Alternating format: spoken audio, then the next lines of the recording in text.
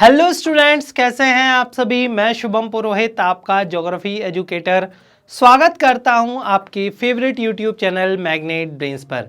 Magnet brains जो कि famous है पूरे इंडिया में क्वालिटी कंटेंट सिस्टमेटिकली प्रोवाइड करने के लिए, जहां पर आपको किंडरगार्टन से लेकर क्लास 12 तक की सभी कक्षाएं मिलती हैं इंग्लिश मीडियम में, और 6वीं से लेकर 12वीं तक हम आपको प्रोवाइड करते हैं हिंदी माध्यम में सभी कक्षाएं।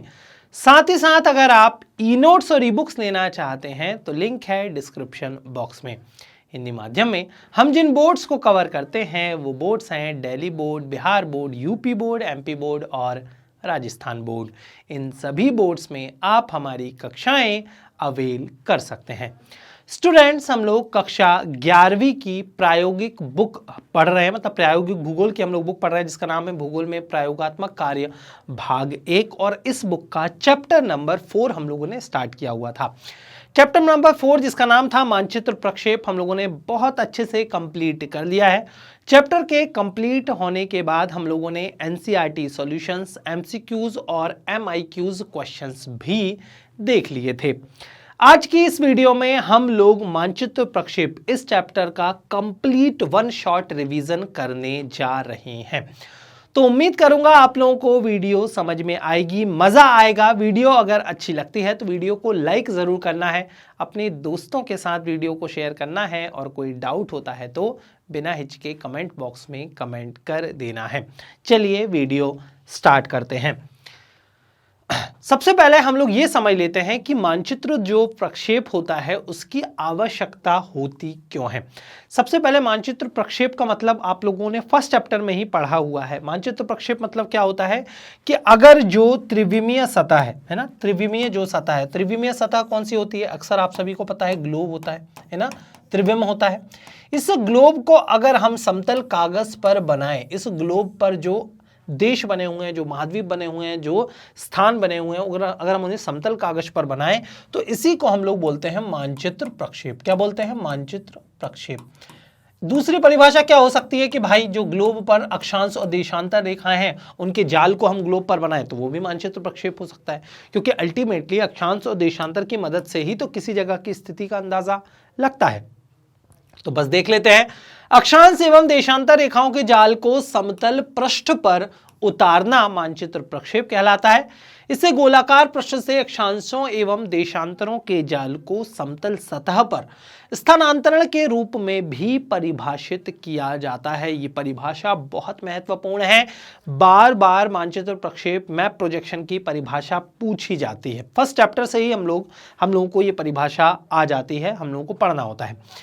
जिस पृथ्वी पर हम रहते हैं चपटी नहीं है, ये गोलक की तरह जियोइड के आकार में है। अर्थ ग्लोब पृथ्वी का सबसे अच्छा प्रतिरूप है और ये त्रिविम होता है। भाई हम लोगों को पता है कि पृथ्वी का एक अपना ही यूनिक शेप होता है ना, पृथ्वी का अपना ही एक यूनिक शेप होता है। हम इसे पूरे रूप से हम लोग इसे गोला भी नहीं बोल सकते, क्योंकि यहाँ पर हम लोगों को पता है ध्रुवों की तरफ से पृथ्वी जो है वो चपटी है और विषुवत रेखा के आसपास जो है इसमें उभार है। लेकिन गोले में तो ऐसा होता नहीं, संतरे के शेप का आप इसे समझ सकते हैं। तो पूर्ण गोला नहीं है, ना ही पृथ्वी क्या है, चपटी है, अपना ही एक शेप है। और इस शेप को हम लोग बोलते हैं जियोइड शेप। क्या बोलते हैं?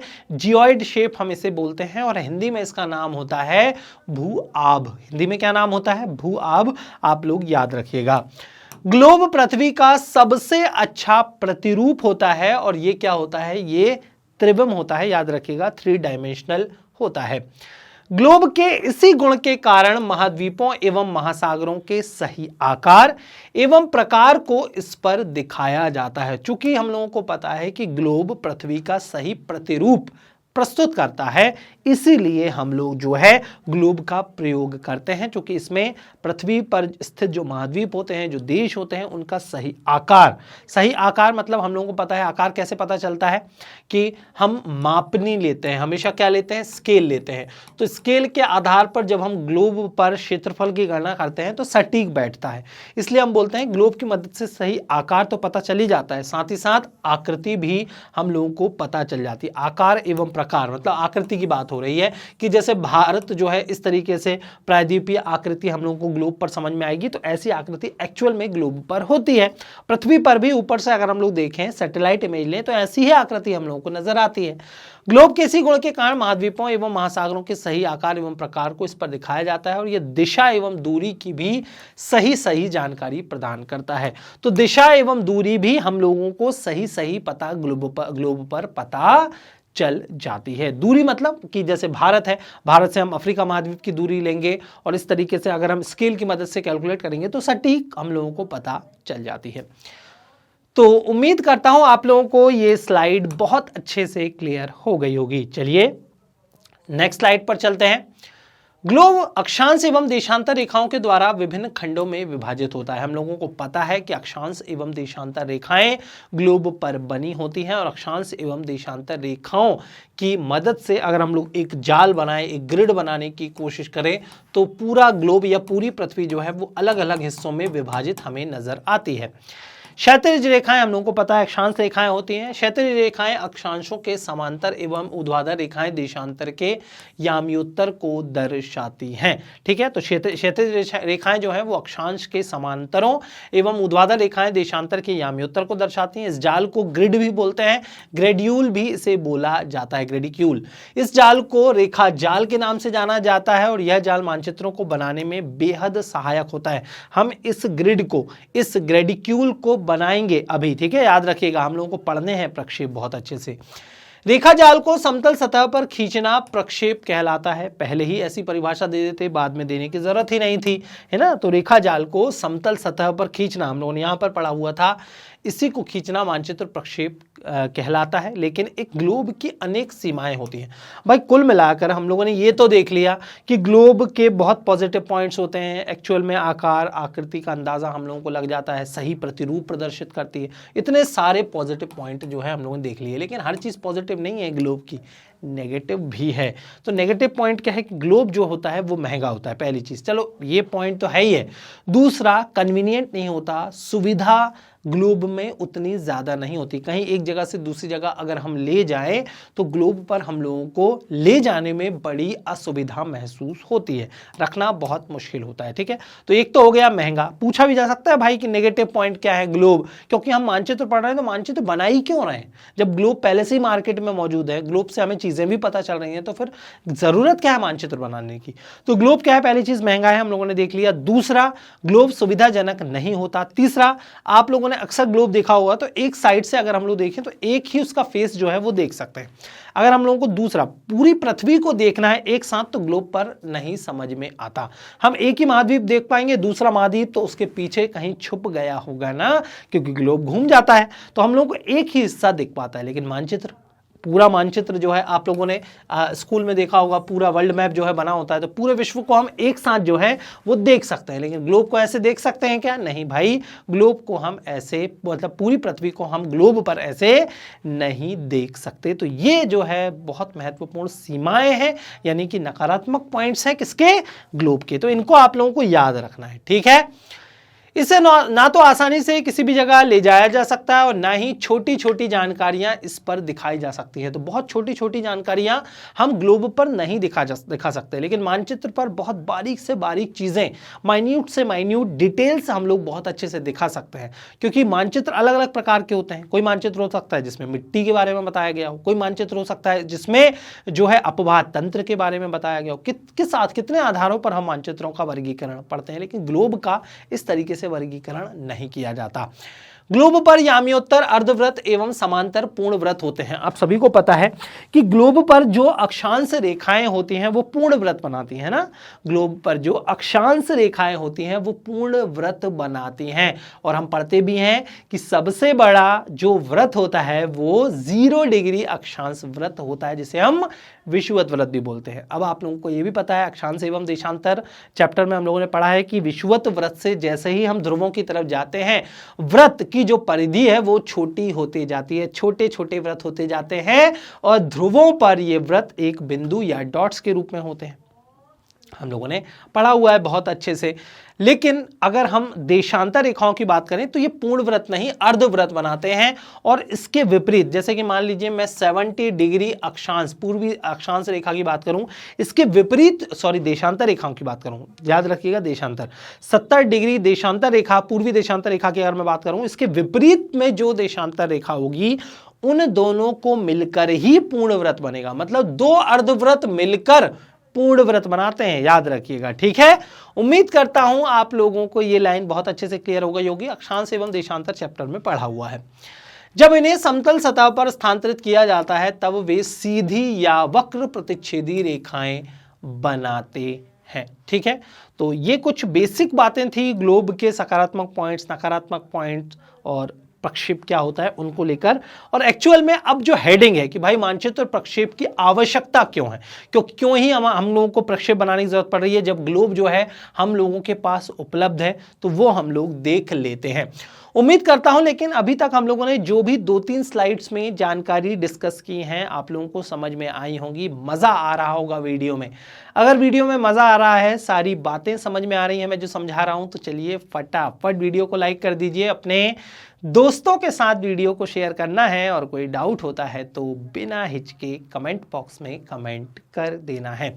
चलिए अब हम लोग एक्चुअल में टॉपिक देख लेते हैं कि मानचित्र प्रक्षेप की आवश्यकता क्यों होती है। तो मानचित्र प्रक्षेप की आवश्यकता मुख्यतः इसीलिए पड़ती है क्योंकि ग्लोब पर छोटे स्थानों को विस्तृत विवरण से देखने में कठिनाई होती है। कोई छोटा सा स्थान है, कोई छोटा सा क्षेत्र है, उसे विस्तारित करने में, विस्तार से देखने में, छोटी छोटी चीजों को देखने में हमें बहुत दिक्कत महसूस होती है, इसलिए मानचित्र प्रक्षेप की आवश्यकता होती है। इसी प्रकार ग्लोब पर दो प्राकृतिक प्रदेशों की तुलना करना भी आसान नहीं होता। अब भी मैंने बताया कि अगर हमें दो प्राकृतिक प्रदेश है, मान लीजिए उत्तर अमेरिका महाद्वीप है और अफ्रीका महाद्वीप को साथ साथ हम लोगों को उन दोनों महाद्वीपों की तुलना करनी है, दोनों जगह का अपवाह पैटर्न या फिर जो अपवाह ड्रेनेज जो पैटर्न है हम लोगों को देखना है, दोनों जगह की स्थलाकृति देखनी है, दोनों जगह की किसी भी भौतिक आकृति की अगर हमें तुलना करनी है तो साथ हम तुलना नहीं कर सकते, क्योंकि मैंने बताया ग्लोब का एक ही फेस हम लोगों को नजर आता है। तो दो प्राकृतिक प्रदेशों की तुलना हम नहीं कर सकते, इस कारण समतल पृष्ठ पर बड़ी मापनी के मानचित्रों के सही चित्रण की आवश्यकता होती है। ये बहुत ही महत्वपूर्ण लाइन है, याद रखिएगा। अब समस्या यह है कि अक्षांश एवं देशांतरों की इन रेखाओं को समतल सतह पर कैसे स्थानांतरित किया जाए। भाई ये भी तो दिक्कत है। आपने बोल दिया कि भाई ग्लोब पर हमें जानकारी पता नहीं चल रही, बहुत अच्छी बात है, हमने समझ ली, लेकिन दिक्कत यह है कि ग्लोब पर जो अक्षांश और देशांतर रेखाएं होती हैं वो कुछ इस तरीके की होती हैं, आप लोगों को पता है। ये तो मैं सीधे यहाँ पर बना दे रहा हूँ, ये एक तरीके के व्रत है, और जो देशांतर रेखाएं होती हैं वो क्या होती हैं कि इस तरीके से वो ध्रुवों पर मिलती हैं, है ना, ध्रुवों पर मिलती हैं ये देशांतर रेखाएं। अब इन्हें अगर आप मानचित्र में बनाएंगे तो थोड़ी सी दिक्कत तो होगी ही, तो कैसे उन्हें मानचित्र पर स्थानांतरित करें, ये एक बहुत महत्वपूर्ण मसला है जिस पर विचार करने की आवश्यकता है। लेकिन हम बना भी लेते हैं, अभी हम पढ़ेंगे कि कैसे बनाते हैं। यदि हम एक समतल पृष्ठ को ग्लोब पर चिपकाएं तो यह एक बड़े भाग पर बिना विकृति के सतह के अनुरूप नहीं बैठेगा। कहने का मतलब यह है कि आप एक समतल कागज लीजिए, एक समतल कागज लीजिए और उस समतल कागज को आप ग्लोब पर कवर करने की सोचिए। कितना ही बड़ा कागज ले लीजिए, मान लीजिए इतना ही बड़ा, इतना छोटा जो है ग्लोब है, आपकी मुट्ठी में बिल्कुल बन गया, इतना छोटा ग्लोब है, लेकिन आप समतल कागज मान लीजिए आपने सोचा कि मैं बड़ा ले लेता हूं, उससे बड़ा डबल साइज का आप पेपर ले लीजिए लंबाई चौड़ाई में, और उसको आप ग्लोब पर कवर करने की सोचेंगे ना कहीं सलवटें पड़ जाएंगी, वो एग्जैक्ट फिट नहीं होगा। तो ये दिक्कत है बहुत बड़ी। ठीक है, तो यदि हम समतल पृष्ठ को ग्लोब पर चिपकाएं तो यह एक बड़े भाग पर बिना विकृति के सतह के अनुरूप नहीं बैठेगा, कहीं ना कहीं विकृति तो आ ही जाएगी। ग्लोब के केंद्र से प्रकाश डालने पर प्रक्षेपित छायांकन ग्लोब पर कागज के स्पर्श बिंदु या स्पर्श रेखा से दूर जो है वो विकृत हो जाएगा। आप खुद इमेजिन भी कर सकते हैं, आप चाहें तो करके भी देख सकते हैं कि मान लीजिए कोई ग्लोब है, इस ग्लोब के केंद्र में सेंटर में आप मान लीजिए एक छोटा सा बल्ब जला देते हैं।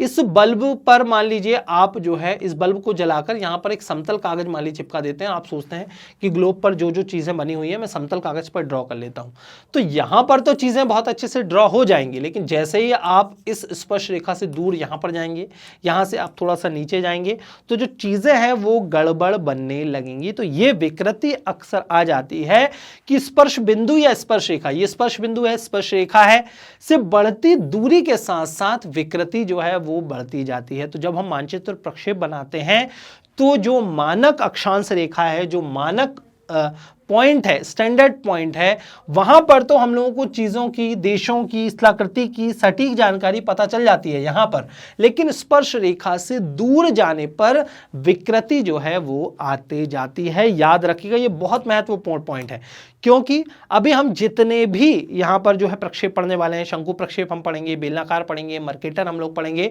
जितने भी हम लोग प्रक्षेप पढ़ेंगे उन सभी में याद रखिएगा हम लोग सीमाएं भी पढ़ेंगे, मतलब उन सभी प्रक्षेप के नेगेटिव पॉइंट्स भी हम लोग पढ़ेंगे, और वहां पर ये लाइन बार बार रिपीट होगी, तब आप लोगों को समझ में नहीं आएगा, इसलिए मैंने पहले से ही समझा दिया है। ठीक है, चलिए, इसलिए ग्लोब से शुद्ध आकार, प्रकार एवं दिशा जैसे गुणों को कागज पर उतारना लगभग जो है वो असंभव होता है, क्योंकि ग्लोब एक विकासनीय पृष्ठ नहीं है। दो तरीके के पृष्ठ होते हैं, याद रखिएगा, एक विकासनीय पृष्ठ और एक होता है अविकासनीय पृष्ठ। आप इसको ऐसे समझिए कि ग्लोब को अगर आप कैंची से काटने की कोशिश करते हैं और सोचते हैं कि मैं इसको समतल कागज की तरह जो है फैला देता हूं, आप नहीं फैला पाएंगे। एक गोल कागज को आप अगर समतल कागज के रूप में फैलाने की कोशिश करेंगे तो वो नहीं फैला पाएंगे। फैलाने का मतलब यह है कि ग्लोब पर जो देशों की स्थिति है, जो महाद्वीपों की स्थिति है, वो बहुत दूर हो जाएगी, उनकी स्थिति जो है वो दूर हो जाएगी, और जब स्थिति ही दूर हो गई, एक जगह से दूसरी जगह दूर हो गई भौगोलिक रूप से कहने का मतलब जो है कि भौगोलिक रूप से उसमें शो तो है ना, तो जब वो दूर हो गई तो फिर मतलब क्या रहा मैप का।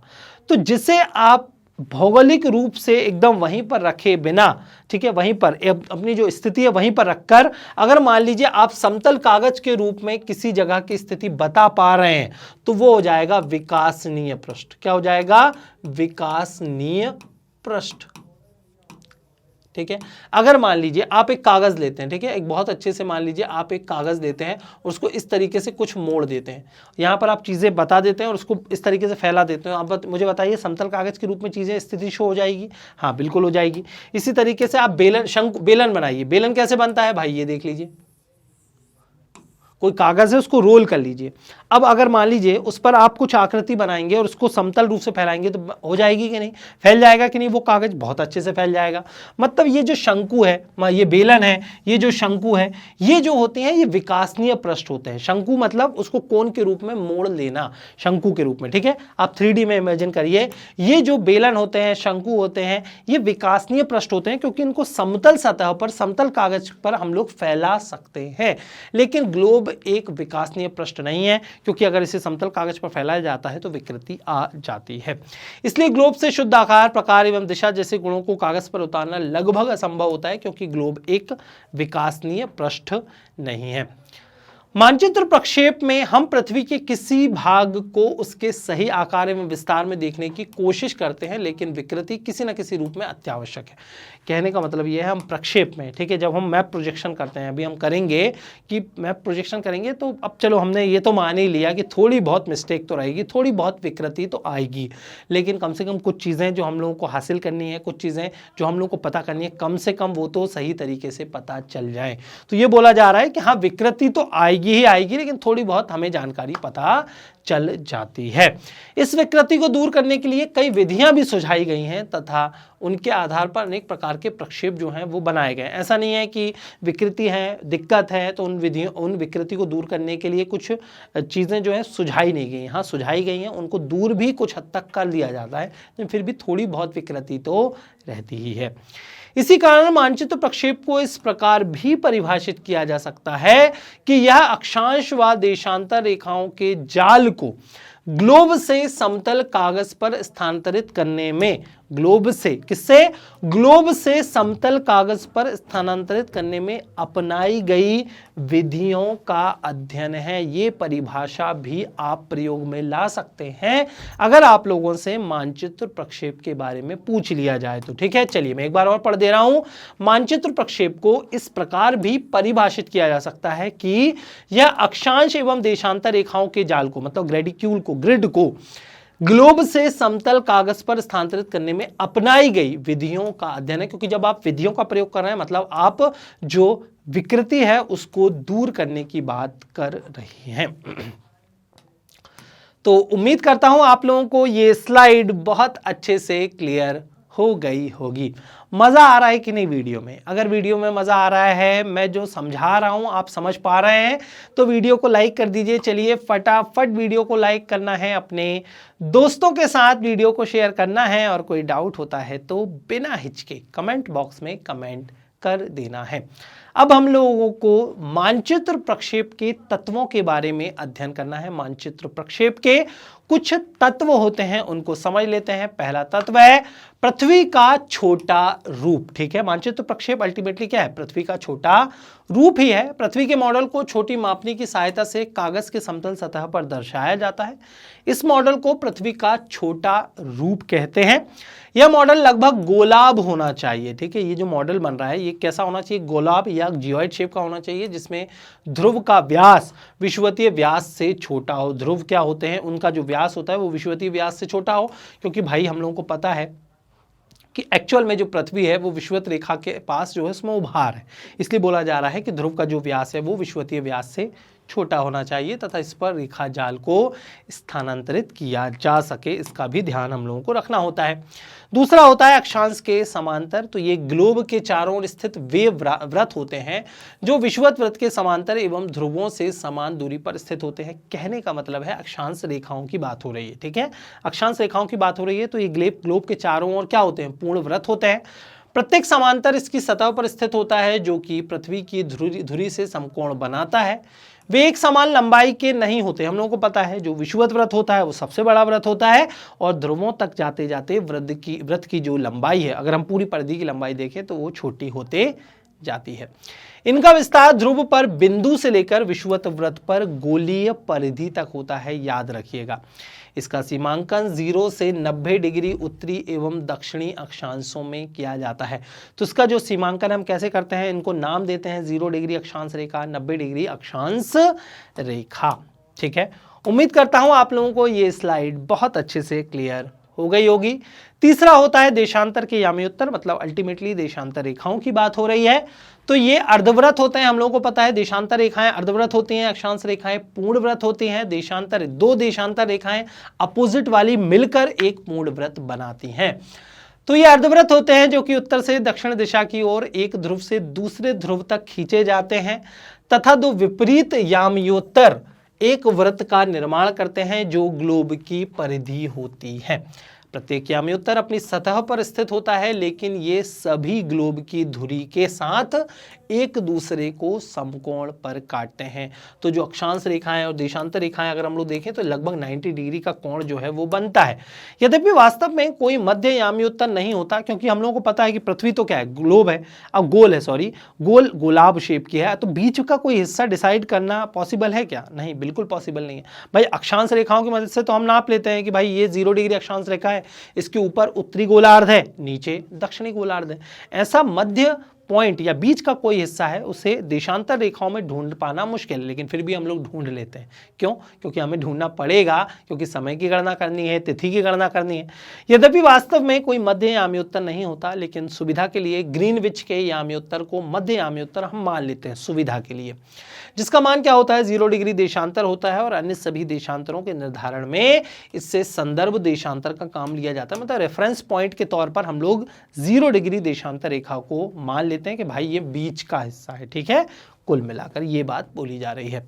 ठीक है, तो ये 3 तत्व हम लोगों ने देख लिए। चौथा हम लोगों को देख लेना है ग्लोब के गुण। ठीक है, मानचित्र प्रक्षेप बनाने में ग्लोब की सतह के निम्नलिखित मूल गुणों को कुछ विधियों के द्वारा संरक्षित रखा जाता है। तो जब हम मानचित्र प्रक्षेप बनाते हैं तो ग्लोब के कुछ गुण हैं। हमें ये तो पता है कि भाई विकृति तो आनी है, लेकिन कम से कम ग्लोब में जो एक्चुअल में चीज़ें सही जो है चीज़ें ग्लोब पर चीज़ें अंकित होती हैं, कम से कम वो चीज़ें तो मानचित्र प्रक्षेप में आ जाएं, तो इसी में हम लोग संतुष्ट हो जाएंगे। तो ग्लोब के जो कुछ गुण होते हैं उनको संरक्षित रखना बहुत आवश्यक होता है जब हम मानचित्र मानचित्र प्रक्षेप मैप प्रोजेक्शन करते हैं। तो जैसे कि पहला क्या है, किसी क्षेत्र के दिए गए बिंदुओं के बीच की दूरी, भाई 2 पॉइंट है मान लीजिए ग्लोब पर, ए पॉइंट है, बी पॉइंट है। आप महाद्वीप भी मान सकते हैं, उत्तरी अमेरिका महाद्वीप है, अफ्रीका महाद्वीप है। सपोज करिए इन दोनों के बीच की जो दूरी ग्लोब पर है, कम से कम प्रक्षेप पर वो दूरी एक्चुअल में सही बैठ पाए, सही पता लग जाए, इस बात का हमें ध्यान रखना होता है। नहीं तो फिर मतलब क्या है मैप प्रोजेक्शन का। दूसरा है प्रदेश की आकृति, आकृति भी सही रूप से शो होनी चाहिए। मान लीजिए पृथ्वी, हमारा जो भारत है वो ऊपर से देखने पर ऐसा नजर आता है और ग्लोब पर भी ऐसा ही बना होता है। पता लगा कि जब हम मैप प्रोजेक्शन कर रहे हैं तो ये आकृति ऐसी बन गई, तो फिर चीज़ें तो गड़बड़ हो जाएंगी ना। इसलिए कोशिश हमेशा ये होती है कि ग्लोब के ये जो गुण है कि आकृति है, दो बिंदु, दो स्थानों के बीच की दूरी है, ये बराबर हमें प्रोजेक्शन में पता चल जाए। तीसरा, प्रदेश के आकार एवं क्षेत्रफल का सही अंदाजा हम लोगों को लग जाए, क्योंकि क्षेत्रफल भी हमें पता चल जाता है। और क्षेत्रफल की गणना हम कैसे करते हैं ये भी आप लोगों को पता है, हम लोगों ने पढ़ा हुआ है। क्षेत्रफल मतलब मान लीजिए भारत का क्षेत्रफल 32,87,000 हम लोगों ने पढ़ा हुआ है, स्क्वायर फीट है, तो स्क्वायर किलोमीटर है, हम लोगों ने पढ़ा हुआ है। अब इतना क्षेत्रफल है तो कम से कम मापनी की मदद से प्रोजेक्शन में भी इतना ही क्षेत्रफल आ जाए तो हम मान लेंगे कि हाँ भाई सही बात है और सही चीज हम लोगों ने बनाई है मैप प्रोजेक्शन में। लेकिन हमें आकार ही पता नहीं चला तो फिर मतलब क्या है। और लास्ट है कि प्रदेश के किसी एक बिंदु से दूसरे बिंदु की दिशा, जनरली हम लोगों को ग्लोब जो होता है उसमें दिशा का अंदाजा लग जाता है, उत्तर दक्षिण पूर्व पश्चिम, प्रोजेक्शन में भी दिशा का अंदाजा हो जाना चाहिए। और याद रखिएगा जब हम मैप प्रोजेक्शन करेंगे, प्रक्षेप बनाएंगे, तो उस प्रक्षेप में हम लोग हमेशा जो डायरेक्शन है उसको अंकित करेंगे। याद रखिएगा अक्षांश देशांतर रेखा जब बनाएंगे उसमें हम ईस्ट है, वेस्ट है, ऐसा अंकन जरूर करेंगे। तो उम्मीद करता हूं आप लोगों को ये जो मानचित्र प्रक्षेप है कुल मिलाकर उसके तत्व जो हैं वो बहुत अच्छे से क्लियर हो गए होंगे। 4 तत्व हम लोगों ने देख लिए हैं। अब हम लोग मानचित्र प्रक्षेप जो है उसका वर्गीकरण, मतलब मानचित्र प्रक्षेप अगर हमें मैप प्रोजेक्शन करना है, किसी जगह को अक्षांश एवं देशांतरों के जाल को मानचित्र पर उतारना है, किस आधार पर हम कैसे उसे मानचित्र पर उतारेंगे उसका वर्गीकरण पढ़ लेते हैं। किस आधार पर हम लोग जो है मानचित्र प्रक्षेप को पढ़ने वाले हैं, हम लोगों को इस स्लाइड में पढ़ना है। ठीक है, वीडियो समझ में आ रही है ना। चलिए, वीडियो समझ में आ रही है तो फटाफट वीडियो को लाइक कर दीजिए।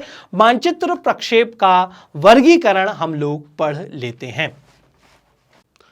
तो सबसे पहला जो वर्गीकरण है वो बनाने की तकनीक के आधार पर किया गया है। तो बनाने की तकनीक या बनाने की विधियों के आधार पर प्रक्षेपों को हम लोग 2 वर्गों में विभाजित कर सकते हैं। पहला वर्ग है संदर्श असंदर्श और दूसरा है रूढ़ अथवा गणितीय प्रक्षेप। ठीक है, तो 2 तरीके से हम लोग वर्गीकरण कर सकते हैं बनाने की तकनीक के आधार पर प्रक्षेपों का। मैंने बताया संदर्श असंदर्श, कहने का मतलब ये है प्रकाश स्रोत के आधार पर है। अगर आप प्रकाश का यूज कर रहे हैं तो संदर्श है, प्रकाश का यूज नहीं कर रहे हैं तो असंदर्श है।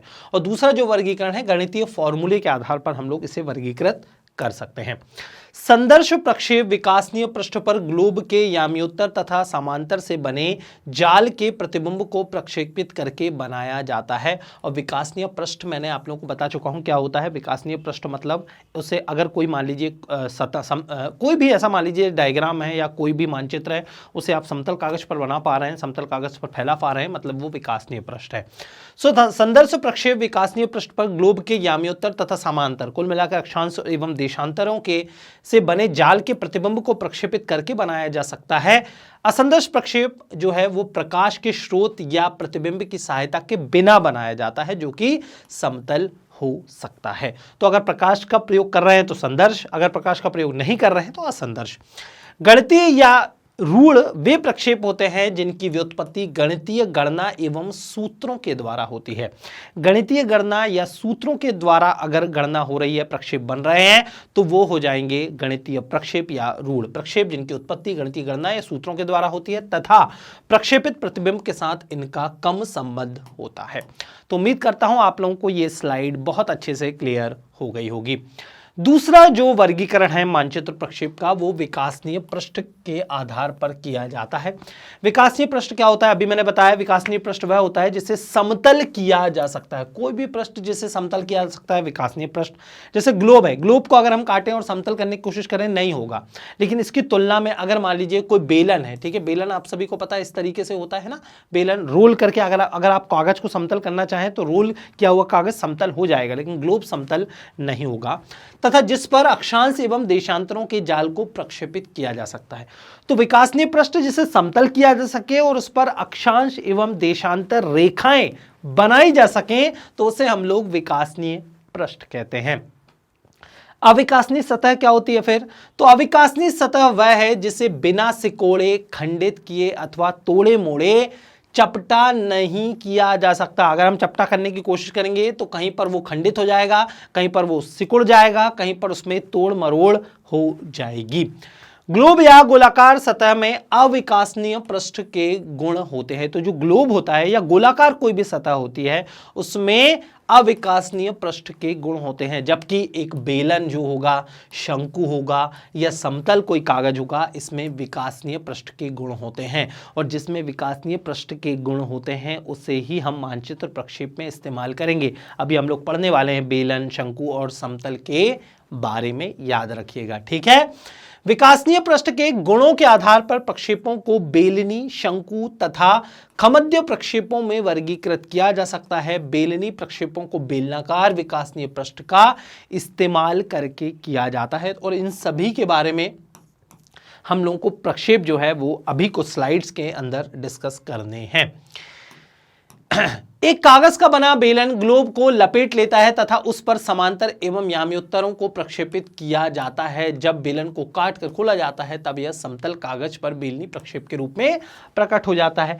कहने का मतलब यह है कि मान लीजिए कोई ग्लोब है, इसको आप इस तरीके से टोपी पहना दें, ठीक है, सपोज करिए ये ग्लोब है, ग्लोब पर आप इस तरीके से जैसे बर्थडे कैप होता है ना, आप पहनाने की कोशिश करें तो आप लोगों को ये अक्षांश, और ग्लोब के अंदर मान लीजिए आप लाइट जला दें तो ग्लोब की जो अक्षांश, देशांतर और जो देश बने होंगे, महाद्वीप बने होंगे, क्या उस कागज पर आप बना सकते हैं? बिल्कुल बना सकते हैं। और इसको आप पूरा फिर फैला देंगे तो भाई बहुत अच्छे से मानचित्र बनकर तैयार हो जाएगा, तो ये शंकु हो जाएगी। इसी तरीके से मान लीजिए आप क्या करें, कागज को रोल कर दें, या फिर एक ग्लोब है, ग्लोब के ऊपर कागज सिकोड़ें और उसको बेलन की आकृति में रोल कर दें, मान लीजिए इस तरीके से कुछ, ठीक है, कि कोई बेलन था उसको आपने रोल कर दिया और यहां पर ग्लोब को आपने फिट कर दिया। फिर उसके ऊपर जो दिख रहा है मान लीजिए उस पर आप चीजें अंकित कर लें लाइट जलाकर और इस बेलन को फैला देंगे समतल कागज की तरह, तो ये बेलनाकार सतह भी एक समतल कागज पर फैल जाएगी। तो अल्टीमेटली ये क्या है? विकासनीय पृष्ठ है। तो यहां पर ये बताया जा रहा है कि भाई कैसे हम लोग बनाएंगे, ठीक है। सामान्यतः सतह को ग्लोब पर इस प्रकार रखा जाता है कि वह ग्लोब के किसी एक ध्रुव से स्पर्श करे। इन प्रक्षेपों को ग्लोब की सतह को स्पर्श करने की स्थिति के आधार पर अभिलंब, तिर्यक या ध्रुवीय प्रक्षेपों में उपवर्गीकृत किया जा सकता है। भाई हम लोगों को ग्लोब पर जो चीज़ें अंकित हैं, जो मानचित्र अंकित हैं, जो देश अंकित हैं, उनको अल्टीमेटली कागज़ पर बनाना है। तो कागज़ पर बनाने के लिए हम लोग क्या करेंगे कि मान लीजिए कोई ग्लोब है, इस ग्लोब के ऊपर मान लीजिए आप समतल कागज रखने की कोशिश करें, इस ग्लोब पर आप समतल कागज मान लीजिए रखने की कोशिश करें और इस ग्लोब पर ध्रुवों पर जो चीज़ें हैं उसको समतल कागज पर आप बना दें, ठीक है, लाइट पर रखकर आप बना देंगे। डेफिनेटली हम लोगों ने ऐसा नोटिस किया, हम लोगों ने ऐसे बचपन में ड्राइंग्स जो है वो बनाई हैं कि मान लीजिए कोई ड्राइंग है उसको हम लोगों को प्लेन कागज पर बनाना है तो हम क्या करते थे, ड्राइंग के ऊपर प्लेन कागज रखते थे, ठीक है, फिर हम लाइट साइड देखते थे और जो चीज़ें थी उसको अंडरलाइन कर लेते थे, ड्राइंग बनकर तैयार हो जाती थी। बस वैसे ही हम लोगों को क्या करना है, ग्लोब के ऊपर एक समतल कागज जो है वो रख देना है और उस समतल कागज पर देखना है भाई ग्लोब में कौन कौन सी चीजें आ रही हैं। तो समतल कागज को इस तरीके से आप ध्रुव पर रख सकते हैं, इस समतल कागज को आप क्या कर सकते हैं, इस तरीके से आप भूमध्य रेखा के पास रख सकते हैं। इस समतल कागज को आप और कैसे रख सकते हैं, इस तरीके से आप तिर्यक रूप में ये इस तरीके से आप रख सकते हैं, 3 तरीके से रख सकते हैं। इस तरीके से अगर आप रख रहे हैं तो वो जो स्पर्श कर रहा है इसे हम लोग कहेंगे ध्रुवीय प्रक्षेप। अगर इस तरीके से क्रॉस में अगर लगा हुआ है तो इसे हम तिर्यक प्रक्षेप कहेंगे, और अगर मान लीजिए इस तरीके से विषुवत रेखा को टच कर रहा है तो इसे हम लोग अभिलंब प्रक्षेप कहेंगे। अगर विकासनीय पृष्ठ ग्लोब पर विषुवत वृत्त पर स्पर्श करता है तो उसे हम विषुवतीय या अभिलंब प्रक्षेप कहेंगे, जैसा कि मैंने अभी बताया। अगर यह विषुवत वृत्त या ध्रुव के बीच किसी बिंदु पर स्पर्श रेखीय होता है, तो देख लीजिए इसको, ये विषुवत वृत्त और ध्रुव के बीच अगर स्पर्श हो रहा है तो फिर हम इसे तिर्यक प्रक्षेप कहेंगे। देख लीजिए मैं नाम भी यहां पर लिख दे रहा हूं, ये क्या है, ये तिर्यक प्रक्षेप है, ठीक है। ये क्या है, ये अभिलंब प्रक्षेप है। कैसा है, अभिलंब प्रक्षेप है। और ये क्या है, इस प्रक्षेप को हम लोग बोलेंगे ध्रुवीय प्रक्षेप, ठीक है। ये जो प्रक्षेप है ये ध्रुवीय प्रक्षेप है, याद रखिएगा, ठीक है। उम्मीद करता हूं आप लोगों को ये स्लाइड बहुत अच्छे से क्लियर हो गई होगी, ठीक है। चलिए नेक्स्ट स्लाइड पर चलते हैं। अब हम भूमंडलीय गुणों के आधार पर भी इसे वर्गीकृत कर सकते हैं। एक मानचित्र में 4 भूमंडलीय गुण होने चाहिए, यह भी पूछा जाता है अक्सर आप लोगों से अति लघुत्तरीय या लघुत्तरीय प्रश्न में। कौन से वो 4 भूमंडलीय गुण हैं? क्षेत्रफल, आकृति, दिशा एवं दूरी की शुद्धता।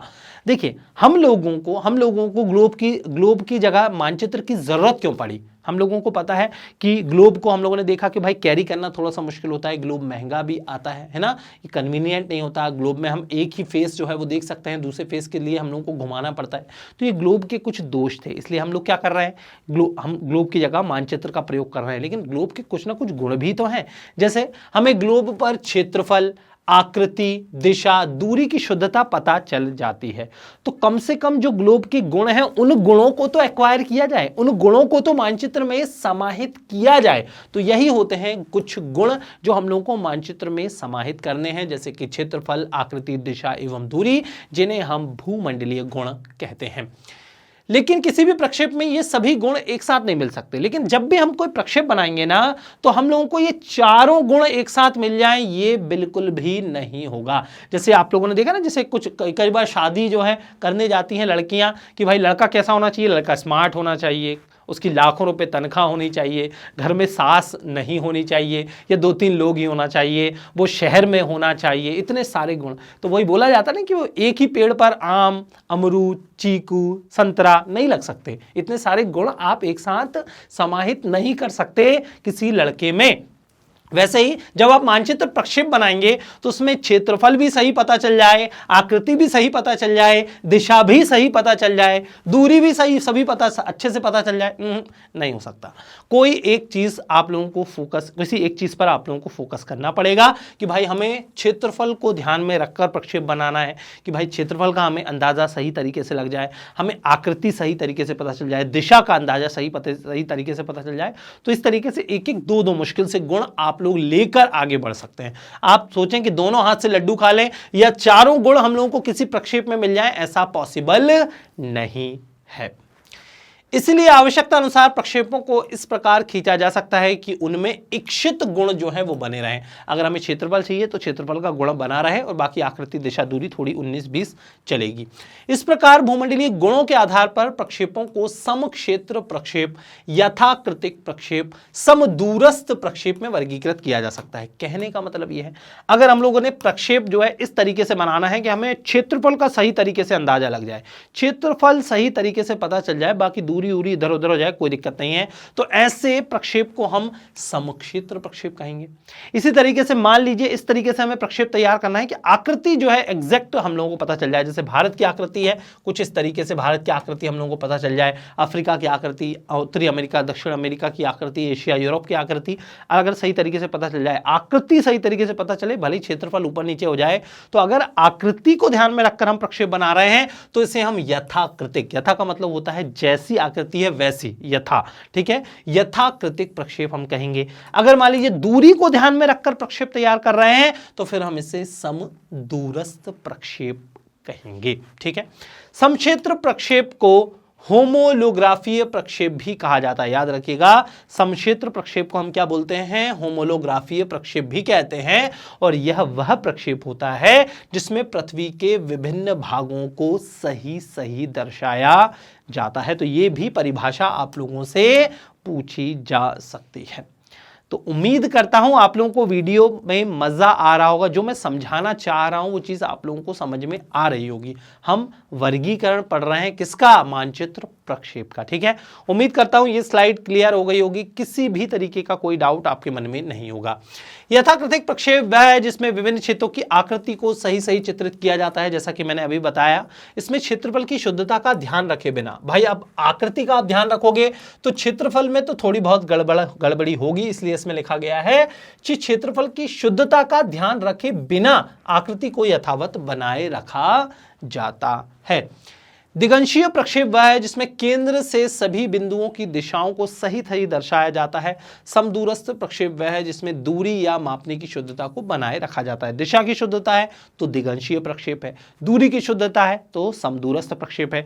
समक्षेत्र प्रक्षेप अगर क्षेत्रफल की शुद्धता है और आकृति की शुद्धता है तो यथाकृतिक प्रक्षेप। बस इतनी सी ही बात है। किंतु ऐसा कोई भी प्रक्षेप नहीं है जो कि मापने की शुद्धता को हमेशा बनाए रखता हो। दिक्कत एक बात यह भी है कि जब भी हम प्रक्षेप तैयार करते हैं, प्रोजेक्शन हम लोग जब भी बनाते हैं, तो एग्जैक्टली हम लोगों को 100% सही चीजें मिले और कोई भी गड़बड़ी ना हो, ऐसा पॉसिबल नहीं होता। कोई ना कोई दिक्कत तो होती ही है। लेकिन हम लोगों को जो भी सही चीजें पता चलती हैं, हम सोचते हैं कि यार इतनी तो सही है, मतलब काम हम लोगों का चल जाएगा। इसलिए लिखा गया है कि ऐसा कोई भी प्रक्षेप नहीं है, प्रोजेक्शन नहीं है जो कि मापनी की शुद्धता को हमेशा बनाए रखे। आवश्यकता अनुसार कुछ चुने हुए समांतरों एवं याम्योत्तरों के साथ इसकी शुद्धता को बनाए रखा जा सकता है। हालांकि जो अक्षांश और देशांतर रेखाएं हैं उनकी मदद से हम कोशिश करते हैं कुछ हद तक शुद्धता बनाई रखी जाए, लेकिन अल्टीमेटली थोड़ी बहुत गड़बड़ी या जिसे हम लोग मैप प्रोजेक्शन की भाषा में विकृति कहते हैं, थोड़ी बहुत विकृति तो आ ही जाती है। तो उम्मीद करता हूं आप लोगों को ये स्लाइड बहुत अच्छे से क्लियर हो गई होगी। चलिए नेक्स्ट स्लाइड पर चलते हैं और चौथा जो वर्गीकरण है वो है प्रकाश का स्रोत। ठीक है, मैप प्रोजेक्शन या मानचित्र प्रक्षेप के वर्गीकरण हम लोग पढ़ रहे हैं, 3 वर्गीकरण पढ़ चुके हैं। चौथा वर्गीकरण है प्रकाश के स्रोत के आधार पर। तो प्रकाश के स्रोत की स्थिति के आधार पर, अब देखिए प्रकाश का प्रयोग कर रहे हैं तो संदर्श, प्रकाश का प्रयोग नहीं कर रहे हैं तो असंदर्श। लेकिन प्रकाश का अगर आप प्रयोग कर रहे हैं तो कहां कर रहे हैं? केंद्र में प्रकाश रख रहे हैं, आप भूमध्य रेखा के पास प्रकाश रख रहे हैं, कहां रख रहे हैं? तो यही लिखा गया है कि प्रकाश के स्रोत की स्थिति के आधार पर प्रक्षेपों को नौमोनिक प्रक्षेप, त्रिविम प्रक्षेप एवं लंब कोणीय प्रक्षेपों में वर्गीकृत किया जा सकता है। जैसे कि नौमोनिक प्रक्षेप हम किसको कहेंगे? नौमोनिक प्रक्षेप प्रकाश को ग्लोब के केंद्र में रखकर प्राप्त किया जाता है। अगर ग्लोब के केंद्र में प्रकाश का स्रोत रखा हुआ है, फिर हम प्रोजेक्शन तैयार करते हैं तो वो नौमोनिक प्रक्षेप कहलाएगा। कि मान लीजिए कोई ग्लोब है, इसके केंद्र में हमने बल्ब तैयार कर दिया और यहां पर मान लीजिए हम लोगों ने कोई समतल कागज रखा और आकृति हम लोगों ने बना ली, तो वो कौन सा प्रक्षेप होगा? नौमोनिक प्रक्षेप। त्रिविम प्रक्षेप प्रकाश के स्रोत को समतल कागज के ग्लोब से सटे हुए भाग के विपरीत ग्लोब की परिधि पर रखकर खींचा जाता है। तो कहने का मतलब यह है कि अगर मान लीजिए यहां पर प्रकाश, कहीं पर प्रकाश का स्रोत है और ये मान लीजिए समतल कागज यहां पर है और यहां पर मान लीजिए प्रकाश का स्रोत है, यहां पर प्रकाश का स्रोत है, तो यही लिखा गया है कि प्रकाश के स्रोत को समतल कागज के ग्लोब से सटे हुए भाग के विपरीत ग्लोब की परिधि पर, तो ये समतल कागज जो ग्लोब से सटा हुआ था इसके विपरीत ग्लोब की परिधि पर अगर प्रकाश का स्रोत है तो इसे हम त्रिविम प्रक्षेप कहेंगे। ठीक है, और ग्लोब के जिस बिंदु पर समतल सतह सटी होती है उसके विपरीत अनंत दूरी पर रखे प्रकाश के स्रोत के द्वारा लंब कोणीय प्रक्षेप खींचा जाता है। अब प्रकाश का स्रोत परिधि पर नहीं है, अब प्रकाश का स्रोत मान लीजिए, अब प्रकाश का स्रोत जो है अगर मान लीजिए यहां पर है, दूर है, अनंत किसी दूरी पर मान लीजिए प्रकाश का स्रोत है जहां से लाइट आ रही है, तो इसे हम लंब कोणीय प्रक्षेप कहेंगे। तो 3 तरीके से प्रकाश की स्रोत की स्थिति हम लोगों ने निर्धारित की। अल्टीमेटली अगर केंद्र में प्रकाश का स्रोत है तो नैमोनिक, अगर परिधि पर प्रकाश का स्रोत है तो इसे हम त्रिविम प्रक्षेप, और अनंत दूरी पर अगर स्थित है तो इसे हम लंब कोणीय प्रक्षेप कहेंगे। ठीक है, तो उम्मीद करता हूं आप लोगों को प्रकाश के स्रोत की स्थिति के आधार पर ये जो हम लोगों ने प्रक्षेपों का वर्गीकरण पढ़ा है ये बहुत अच्छे से क्लियर हो गया होगा। उम्मीद करता हूं वीडियो आप लोगों को पसंद आ रही होगी, मजा आ रहा होगा वीडियो में। वीडियो अगर अच्छी लग रही है तो वीडियो को लाइक जरूर करना है। चलिए फटाफट वीडियो को लाइक करिए, अपने दोस्तों के साथ वीडियो को आप लोगों को शेयर करना है, और कोई डाउट होता है तो बिना हिचके कमेंट बॉक्स में कमेंट कर सकते हैं। अब हम लोगों ने देखिए कुछ बेसिक जानकारी तो हम लोगों को पता चल चुकी है कि भाई प्रक्षेप का वर्गीकरण कैसे करते हैं, गुण कौन से होते हैं, किन तत्वों का ध्यान हम लोगों को रखना होता है। अब हम एक्चुअल में जो प्रक्षेप हम लोगों को पढ़ने हैं वो हम लोग देख लेते हैं। कुछ चुने हुए मानचित्र प्रक्षेप। कुछ चुने हुए क्यों? तो भाई प्रक्षेप तो हम बहुत सारे बना सकते हैं, लेकिन पूरे अगर हम लोगों को सिलेबस में समाहित हो जाएंगे तो बुक बहुत मोटी हो जाएगी, और अल्टीमेटली हम लोगों को पढ़ना क्या है, थ्योरी की बुक्स भी तो पढ़नी होती है, प्रैक्टिकल थोड़ा पढ़ना है। इसलिए कुछ आप लोगों को चुने हुए प्रक्षेप जो हैं वो सिलेबस में दिए गए हैं, जैसे कि पहला है एक मानक अक्षांश रेखा वाला शंकु प्रक्षेप। क्या दिया गया है, एक मानक अक्षांश वाला शंकु प्रक्षेप। बेसिकली आप लोग ध्यान रखिएगा, 3 तरीके के प्रक्षेप आप लोगों को पढ़ने हैं। एक हम लोगों को पढ़ना है शंकु प्रक्षेप, ठीक है, शंकु। और शंकु क्या होता है, अगर आप लोगों को नहीं पता बर्थडे कैप इमेजिन कर सकते हैं आप, ठीक है, वो शंकु। एक होता है बेलनाकार प्रक्षेप, ठीक है, बेलनाकार प्रक्षेप, ठीक है, ये शंकु प्रक्षेप था, ये बेलनाकार प्रक्षेप है। और तीसरा हम लोगों को पढ़ना है मर्केटर प्रक्षेप। बस 3 ही आप लोगों को सिलेबस में दिए गए हैं, बहुत आसान है। अगर आप ध्यान से वीडियो देखेंगे तो तीनों ही प्रक्षेप आप लोगों को बहुत आसानी से बनाने को, या आप लोगों से बहुत आसानी से बन जाएंगे, लेकिन थोड़ा सा भी आप मिस करेंगे तो वही नजर हटी दुर्घटना घटी, ठीक है। तो सबसे पहले आप लोगों को हेडिंग दी गई है कि एक मानक अक्षांश वाला शंकु प्रक्षेप बनाना हम लोग सीख लेते हैं। सबसे पहले मैं आप लोगों को हेडिंग ही समझा देता हूं कि भाई मानक अक्षांश का मतलब क्या होता है, स्टैंडर्ड लैटिट्यूड का मतलब क्या होता है। शंकु तो हम लोग समझ गए, लेकिन बनाना कैसा है वो विधि भले ही हम नहीं समझे, लेकिन शंकु हम समझ गए, लेकिन मानक अक्षांश क्या होता है। भाई सीधे तौर पर आप लोग ऐसे सोचिए कि मान लीजिए कोई ग्लोब है और इस ग्लोब को आप मान लीजिए कोई टोपी पहनाने की कोशिश करते हैं, बर्थडे जो कैप है उसको पहनाने की आप लोग कोशिश करते हैं, ठीक है, या इस पर शंकु रखने की आप लोग कोशिश करते हैं। तो ये शंकु मान लीजिए आपने यहां पर रख दिया, तो आप मुझे बताइए ये जो शंकु है पूरे ग्लोब को बराबर टच करेगा क्या ये शंकु मैंने इसके ऊपर रखा है पूरे ग्लोब को बराबर टच कर रहा है क्या? नहीं, पूरे ग्लोब को बराबर टच नहीं कर रहा है। आप बोलेंगे सर ये जो ध्रुवीय हिस्सा है यहां पर ये शंकु टच नहीं हो रहा है, ये जो विषुवत रेखा है विषुवत रेखा पर भी ये शंकु जो है टच नहीं हो रहा है। तो भाई टच कहां पर हो रहा है? टच हो रहा है ये मध्य अक्षांशों के आसपास, लगभग 40-45 डिग्री के आसपास जो है ये टच हो रहा है। इसी को हम लोग बोलते हैं मानक अक्षांश। इसको हम लोग क्या बोलते हैं? मानक अक्षांश। और अब आप लोगों को इसी मानक अक्षांश को ध्यान में रखकर शंकु प्रक्षेप बनाना है। बस इतनी बात आप लोगों को यहां पर बोली जा रही है। तो उम्मीद करता हूं आप लोगों को मानक अक्षांश का मतलब समझ में आ गया होगा। तो शंकु प्रक्षेप की रचना ग्लोब के किसी एक अक्षांश समांतर को स्पर्श करते हुए एक विकासनीय शंकु पर याम्योत्तर एवं समांतर रेखाओं के जाल की छाया को प्रक्षेपित करके की जाती है। इस अक्षांश समांतर को मानक अक्षांश समांतर कहते हैं। तो याद रखिए मैंने वही बताया कि जो अक्षांश स्पर्श करे उसको हम मानक अक्षांश कहेंगे। ऐसे में अगर शंकु ग्लोब के केंद्र को AB पर स्पर्श कर रहा हो तब ग्लोब पर इस समांतर की स्थिति को मानक अक्षांश समांतर कहेंगे। देख लीजिए, मान लीजिए आपने शंकु जो है वो रखा है और सिर्फ यहां पर पॉइंट टच हो रहा है, यहां पर पॉइंट टच हो रहा है, तो इसे हम लोग क्या बोलेंगे? इसे हम मानक अक्षांश कहेंगे। बस इतना बोला जा रहा है। मानक समांतर के दोनों और अन्य समांतरों की लंबाई में विकृति रहेगी। भाई सीधे तौर पर जहां पर शंकु टच होगा वहां पर तो चीजें हम लोगों को स्पष्ट रूप से पता चल जाएंगी। बहुत अच्छा मैप वहां कर हम लोग बना लेंगे, वहां पर शुद्धता भी बहुत ज्यादा होगी। लेकिन अगर मान लीजिए कोई शंकु जो है इस तरीके से मानक अक्षांश से दूर यहां कर अगर हम लोगों को चीजें बनानी है, यहां पर प्रक्षेप हम लोगों को बनाना है, ध्रुव का प्रक्षेप हम लोगों को बनाना है, तो हम लोग को चीजें पता नहीं चलेगी। यहां पर जो मानक अक्षांश है उसके आसपास शुद्धता बहुत ज्यादा रहेगी और इससे थोड़ा सा ऊपर, इससे थोड़ा सा नीचे शुद्धता में कमी आती जाएगी, जिसे हम लोग बोलते हैं विकृति। इसमें थोड़ी बहुत विकृति रहेगी। तो उम्मीद करता हूं आप लोगों को ये स्लाइड बहुत अच्छे से क्लियर हो गई होगी। और अब हम लोगों को एक्चुअल में जो सिलेबस में प्रक्षेप दिए गए हैं उनको समझ लेना है। याद रखिएगा कोई भी प्रक्षेप हो वो पूरी तरीके से शुद्ध नहीं होता, हम लोग पढ़ चुके हैं। लेकिन हम लोगों को 3 तरीके के प्रक्षेप जो हैं वो पढ़ने हैं। हर प्रक्षेप के कुछ गुण होते हैं, कुछ दोष होते हैं, हम लोग पढ़ेंगे। अब हम लोग आगे क्या पढ़ेंगे एक बार मैं आप लोगों को शॉर्ट में बता देता हूं। इस तरीके से आपको कोई उदाहरण दिया रहेगा, इस उदाहरण के तौर पर या इस उदाहरण को मद्देनजर रखते हुए आप लोगों को प्रक्षेप बनाना है, चाहे वो शंकु हो, चाहे वो बेलनाकार हो, चाहे वो मर्केटर हो। ठीक है, यहां पर हम लोग प्रक्षेप बनाना सीखेंगे। फिर आप लोगों को मैं रचना विधि पढ़कर बताऊंगा। वैसे रचना विधि अगर आप पढ़ेंगे खुद से तो आप लोगों को बिल्कुल समझ में नहीं आएगी। पहले हम क्या करेंगे, पहले हम प्रक्षेप बनाएंगे, बाद में हम रचना विधि पढ़ेंगे तो आप लोगों को चीजें क्लियर हो जाएंगी। फिर हम लोग क्या पढ़ेंगे, फिर हम लोग थोड़े गुण पढ़ लेंगे कि भाई उस प्रक्षेप के कुछ तो पॉजिटिव पॉइंट होंगे।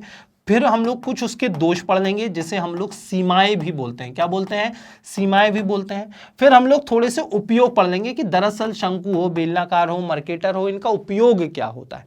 ठीक है, इस तरीके से हम लोग पैटर्न जो है वो फॉलो करेंगे। तो सबसे पहले आप लोगों को क्वेश्चन जो है ना वो दिया जाएगा, जैसे कि यहां पर क्वेश्चन जो है वो दिया गया है। ठीक है, तो क्वेश्चन एक बार मैं आप लोगों को पढ़कर बता दे रहा हूं कि 10 डिग्री उत्तर से 70 डिग्री उत्तरी अक्षांशों तथा 10 डिग्री पूर्व से 130 डिग्री पूर्वी देशांतरों के बीच घिरे हुए एक क्षेत्र के लिए एक मानक समांतर के साथ शंकु प्रक्षेप बनाएं, जबकि मापनी आप लोगों को स्केल दिया गया है 1:25 करोड़ एवं अक्षांशीय एवं देशांतरी अंतराल कितना दिया गया है, वो अंतराल दिया गया है 10 डिग्री। ठीक है, ये आप लोगों को क्वेश्चन दिया गया है। जैसे मैथ्स आप लोग हल करते होंगे, 9 10th में आप लोगों ने मैथ्स पढ़ा होगा, तो उसमें चीजें नहीं होती, कुछ चीजें गिवन होती हैं, क्वेश्चन में कुछ चीजें गिवन होती हैं और लास्ट में हम लोग फॉर्मूला लगाते हैं और आंसर निकाल लेते हैं। तो बस यहां पर चीजें आप लोगों को गिवन है।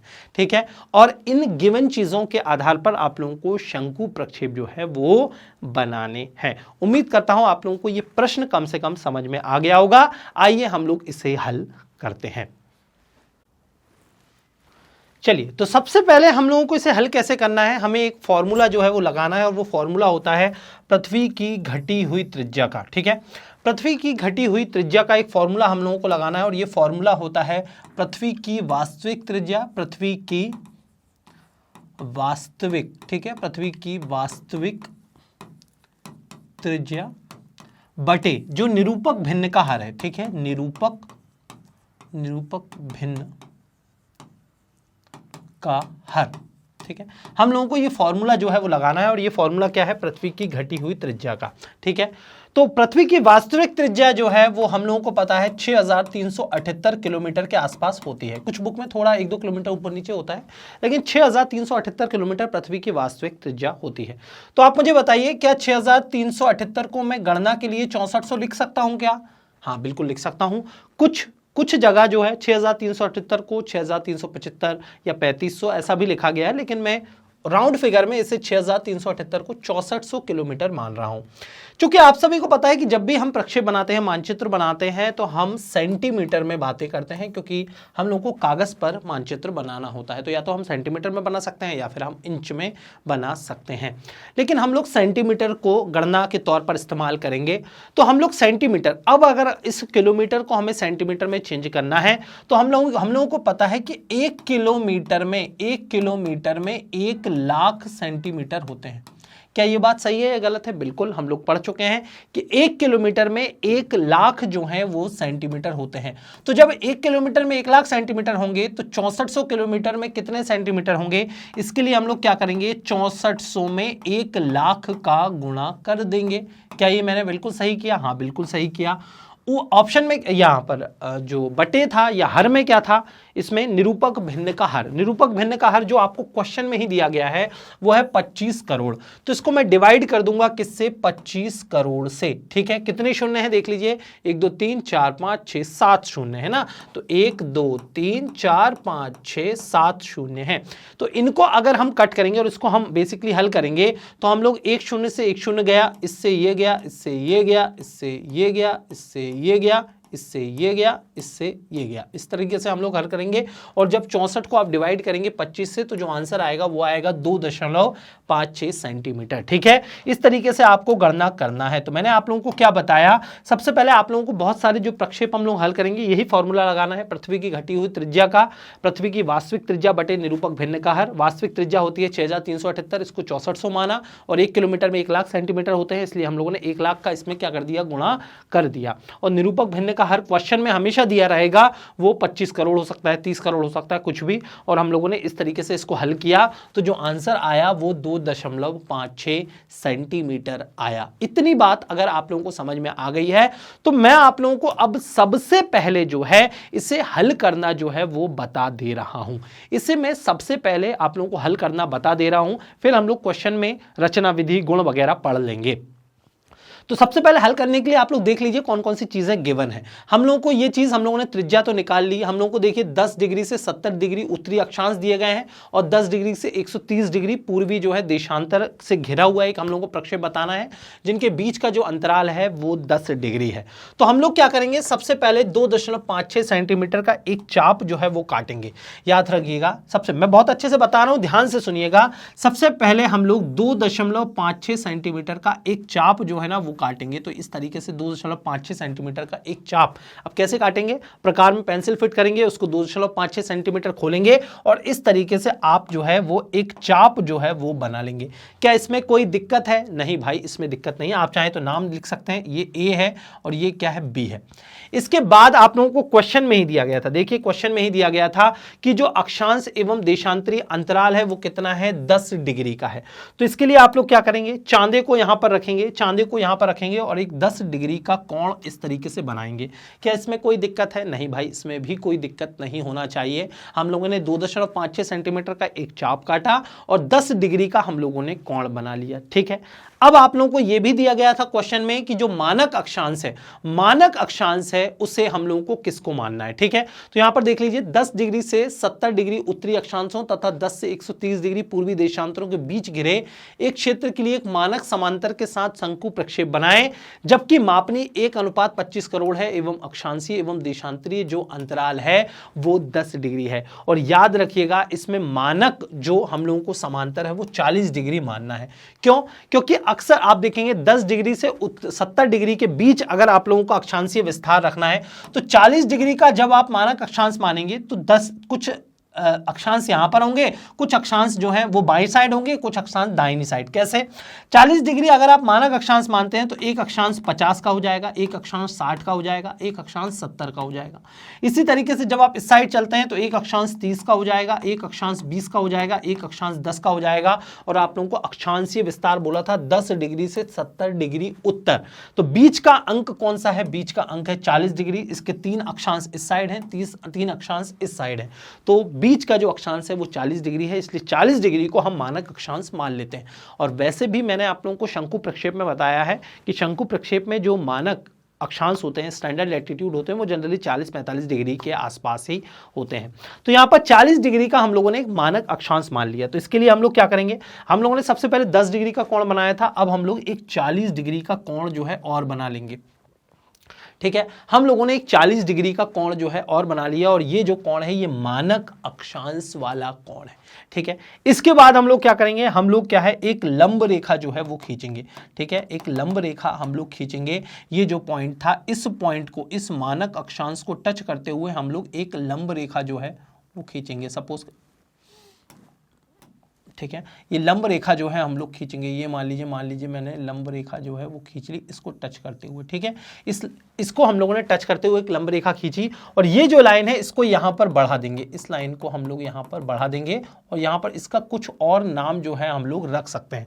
तो जितने भी मैंने पॉइंट्स आप लोगों को बनाए हैं ना, जितने भी पॉइंट्स, आप सबका कुछ ना कुछ नाम जो है ना वो दे सकते हैं। सब पॉइंट्स का कुछ ना कुछ नाम दे सकते हैं। सपोज करिए मैं ही नाम दे रहा हूँ, चलो ये AB है, ये C है, ये D है, इस पॉइंट को E नाम दे देते हैं और इस पॉइंट को F नाम दे देते हैं। अभी मैं मन से नाम दे रहा हूं, क्वेश्चन में जो है नाम कोई दूसरे दिया गया है ताकि संबोधित करने में थोड़ी सी आसानी हो जाए। ठीक है, चलिए ये चीज आप लोगों ने कर ली ना। अब आप लोगों को एक्चुअल में प्रक्षेप बनाना है।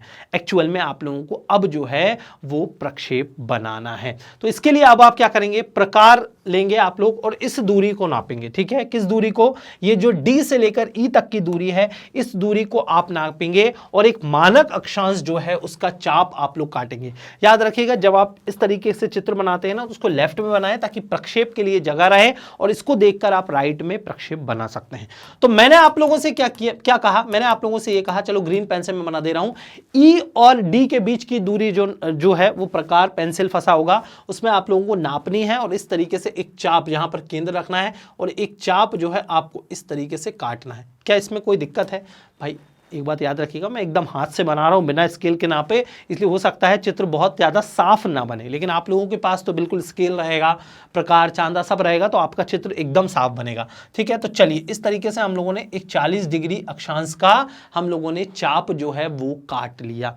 इसके बाद हम लोगों को जो गैप है, गैप कितना रखना था? गैप रखना था हमको 10-10 डिग्री का। हम लोगों को मध्यांतर बोला गया था, देखो क्वेश्चन में हम लोगों को बोला गया था कि जो मध्यांतर रखना है, इनके बीच का जो गैप रखना है वो कितना रखना है? 10-10 डिग्री का हम लोगों को गैप रखना है। तो याद रखिएगा हम लोग क्या करेंगे, 10-10 डिग्री के गैप में ये इन दोनों के बीच की हम लोग दूरी नापेंगे, प्रकार और पेंसिल से इन दोनों के बीच की दूरी नापेंगे। और चूंकि ये 40 डिग्री है तो 40 डिग्री के नीचे 50, 60, 70 होगा, 40 डिग्री के ऊपर 50, 60, 70 ऊपर होगा, क्योंकि ध्रुवों साइड हम जा रहे हैं। तो यहां पर एक हम लोग जो है ये बिंदु जो है ना प्रकार पेंसिल पर टच करेंगे, और एक चाप हम लोग यहां से यहां, ये 50 डिग्री हो जाएगा, ये 60 डिग्री का चाप हो जाएगा, ये 70 डिग्री का हो जाएगा। नीचे अगर हम लोग जाएंगे तो ये हो जाएगा 30 डिग्री का, ये 20 डिग्री का, और ये 10 डिग्री का, क्योंकि हम लोगों को बोला था 10 से लेकर 70 के बीच काटना है। तो हम लोग क्या करेंगे, इस तरीके से चाप और बना देंगे। ये हम लोगों ने क्या किए हैं, चाप बना दिए हैं। क्या इसमें किसी को कोई डाउट है? होना नहीं चाहिए बिल्कुल भी, क्योंकि बहुत अच्छे से पढ़ा रहा हूं। तो इस तरीके से हम लोग क्या करेंगे, चाप बना लेंगे। ठीक है, कोई डाउट है क्या? नहीं। तो चलिए हम लोग इसका नाम भी जो है वो दे देते हैं। जैसे ये 40 डिग्री है ना, ये मानक अक्षांश वाला, तो ये 40 डिग्री है, तो ये वाला ये 50 हो जाएगा, ये 60 हो जाएगा, ये 70 डिग्री हो जाएगा। नीचे हम लोग जाएंगे तो ये 30 डिग्री हो जाएगा, ये 20 डिग्री हो जाएगा, और ये 10 डिग्री हो जाएगा। इतनी बात समझ में आ गई। और ये क्या है, ऊपर तो ध्रुव है। ठीक है, ऊपर क्या है, ध्रुव है। तो ये तो पॉइंट हम लोगों को पता ही है कि ये ध्रुव होते हैं। इसके बाद हम लोगों को क्या करना है, याद रखिएगा, इसके बाद हम लोगों को क्या करना है, इस वाले डायग्राम में इन दोनों के बीच की दूरी नापनी है, बी और सी की, और एक चाप अंदर से काट देना है। तो जब आप अंदर से चाप काटेंगे तो ये पॉइंट यहां पर टच करेगा। ठीक है, यहां पर टच करेगा, और इस लाइन की मतलब ए और बी लाइन के समानांतर एक लाइन खींचनी है। इस लाइन को मैं ग्रीन पेन से खींच दे रहा हूं, आप लोगों को इस लाइन को ऐसे करके खींच देनी है। तो ये जो एक समांतर लाइन खींची हुई है, इसके बाद आपको प्रकार और पेंसिल से इस लाइन की दूरी काटनी है, मतलब इस लाइन की दूरी जो है वो ले लेनी है। और मानक जो अक्षांश था उसका जो पॉइंट था, यहां से हम लोगों को कुछ चाप जो है वो काटने हैं। तो ये हम लोगों ने देशांतर रेखाएं तो बना ली हैं। देखिए देशांतर रेखाएं क्या है, ये हॉरिजॉन्टल लाइन है। अब हम लोग को ये अक्षांश रेखाएं हम लोगों ने बना ली है। अक्षांश रेखाएं ऐसी जो हॉरिजॉन्टल लाइंस होती हैं, क्षैतिज रेखाएं होती हैं। देशांतर रेखाएं इस तरीके से वर्टिकल होती हैं, ऊर्ध्वाधर रेखाएं होती हैं। तो अब हम लोगों को देशांतर रेखाएं बनानी है। तो देशांतर रेखाओं के लिए हम लोगों को ये जो दूरी है वो नापनी है। मान लीजिए ये वाला जो पॉइंट है ये जी पॉइंट है, ठीक है। तो ये जो पॉइंट है ये वाला जी है, ये वाला मान लीजिए एच है, ठीक है। एच और जी के बीच की दूरी प्रकार और पेंसिल पर लेनी है, और हम लोगों को कुछ पॉइंट्स यहां पर बना देने हैं। अब देखिए आप लोगों को कितने पॉइंट बनाने हैं वो भी आप लोगों को क्वेश्चन में दिया गया है। देख लीजिए यहां पर दूरी दी गई है 10 डिग्री से 130 डिग्री पूर्व। 10 डिग्री से 130 डिग्री पूर्व के पॉइंट्स आप लोगों को बनाने हैं। तो कितने पॉइंट्स बनेंगे? 10 का बनेगा, 20 का, 30 का, 40 का, 50 का, 60 का, 70 का, 80 का, 90 का, 100, 110, 120, 130। बोला गया है 10 डिग्री पूर्व से 130 डिग्री पूर्व ये हम लोगों को देशांतर रेखाएं बनानी है। 10 डिग्री से 130 डिग्री पूर्व। तो हम लोग एक काम करते हैं, क्या मैं अगर मान लीजिए टोटल गिनती करें 1 2 3 4 5 6 7 8 9 10 11 12 13, टोटल 13 पॉइंट्स बनेंगे। तो क्या मैं ऐसा कर सकता हूं बीच का एक पॉइंट में चुन लूं और 6 पॉइंट्स में इधर बना लूं, 6 पॉइंट्स में इधर बना लूं। इस हिसाब से 6 और 6 12 और एक पॉइंट ये हो जाएगा, 13 पॉइंट हो जाएंगे। और हम लोगों को 13 ही तो देशांतर रेखाएं खींचनी है, ऐसा क्वेश्चन में बोला गया था। तो मैं एक काम करता हूं, मैं बीच का एक पॉइंट चुन लेता हूं, क्या 70 डिग्री देशांतर रेखा का बीच का एक पॉइंट चुन लेता हूं। तो यहां पर मैं क्या करूंगा, ये बीच वाला जो पॉइंट है 40 डिग्री, यहां पर देख लीजिए इस पॉइंट को मैं मान लेता हूं कि ये जो पॉइंट है ये 70 डिग्री देशांतर रेखा का पॉइंट है। कितना है? 70 डिग्री। अब हम लोगों को क्या करना है, कुछ देशांतर रेखाएं बनानी है। उसके लिए क्या करेंगे, ये एच और जी पॉइंट है, इनको हम प्रकार पेंसिल से नापेंगे कि ये कितना है। फिर हम लोगों को कुछ चाप जो है यहां पर काटने हैं। कितने चाप काटने हैं? 6। तो 1 2 3 4 5 6 चाप मैं इस साइड काटूंगा, 6 चाप इस साइड काटने हैं। 1 2 3 4 5 6 चाप मैंने इस साइड काट लिए। अब बहुत ही आसान है, हम लोगों का काम जो है वो समाप्त हो गया है। अब हम लोग को ध्रुव से लेकर इन देशांतर रेखाओं को मिला देना है। मैं बिल्कुल भी सफाई से नहीं बना रहा हूं, आप लोगों के पास बिल्कुल सफाई से बनेगा, याद रखिएगा।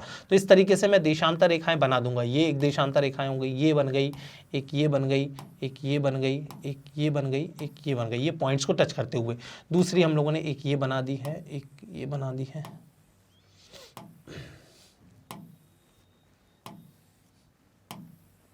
ये इस तरीके से आपका जो प्रक्षेप है ना वो तैयार हो गया। याद रखिएगा 10 डिग्री पूर्व से कितना था, 120 डिग्री पूर्वी देशांतर के बीच हम लोगों ने ये प्रक्षेप तैयार कर लिया है।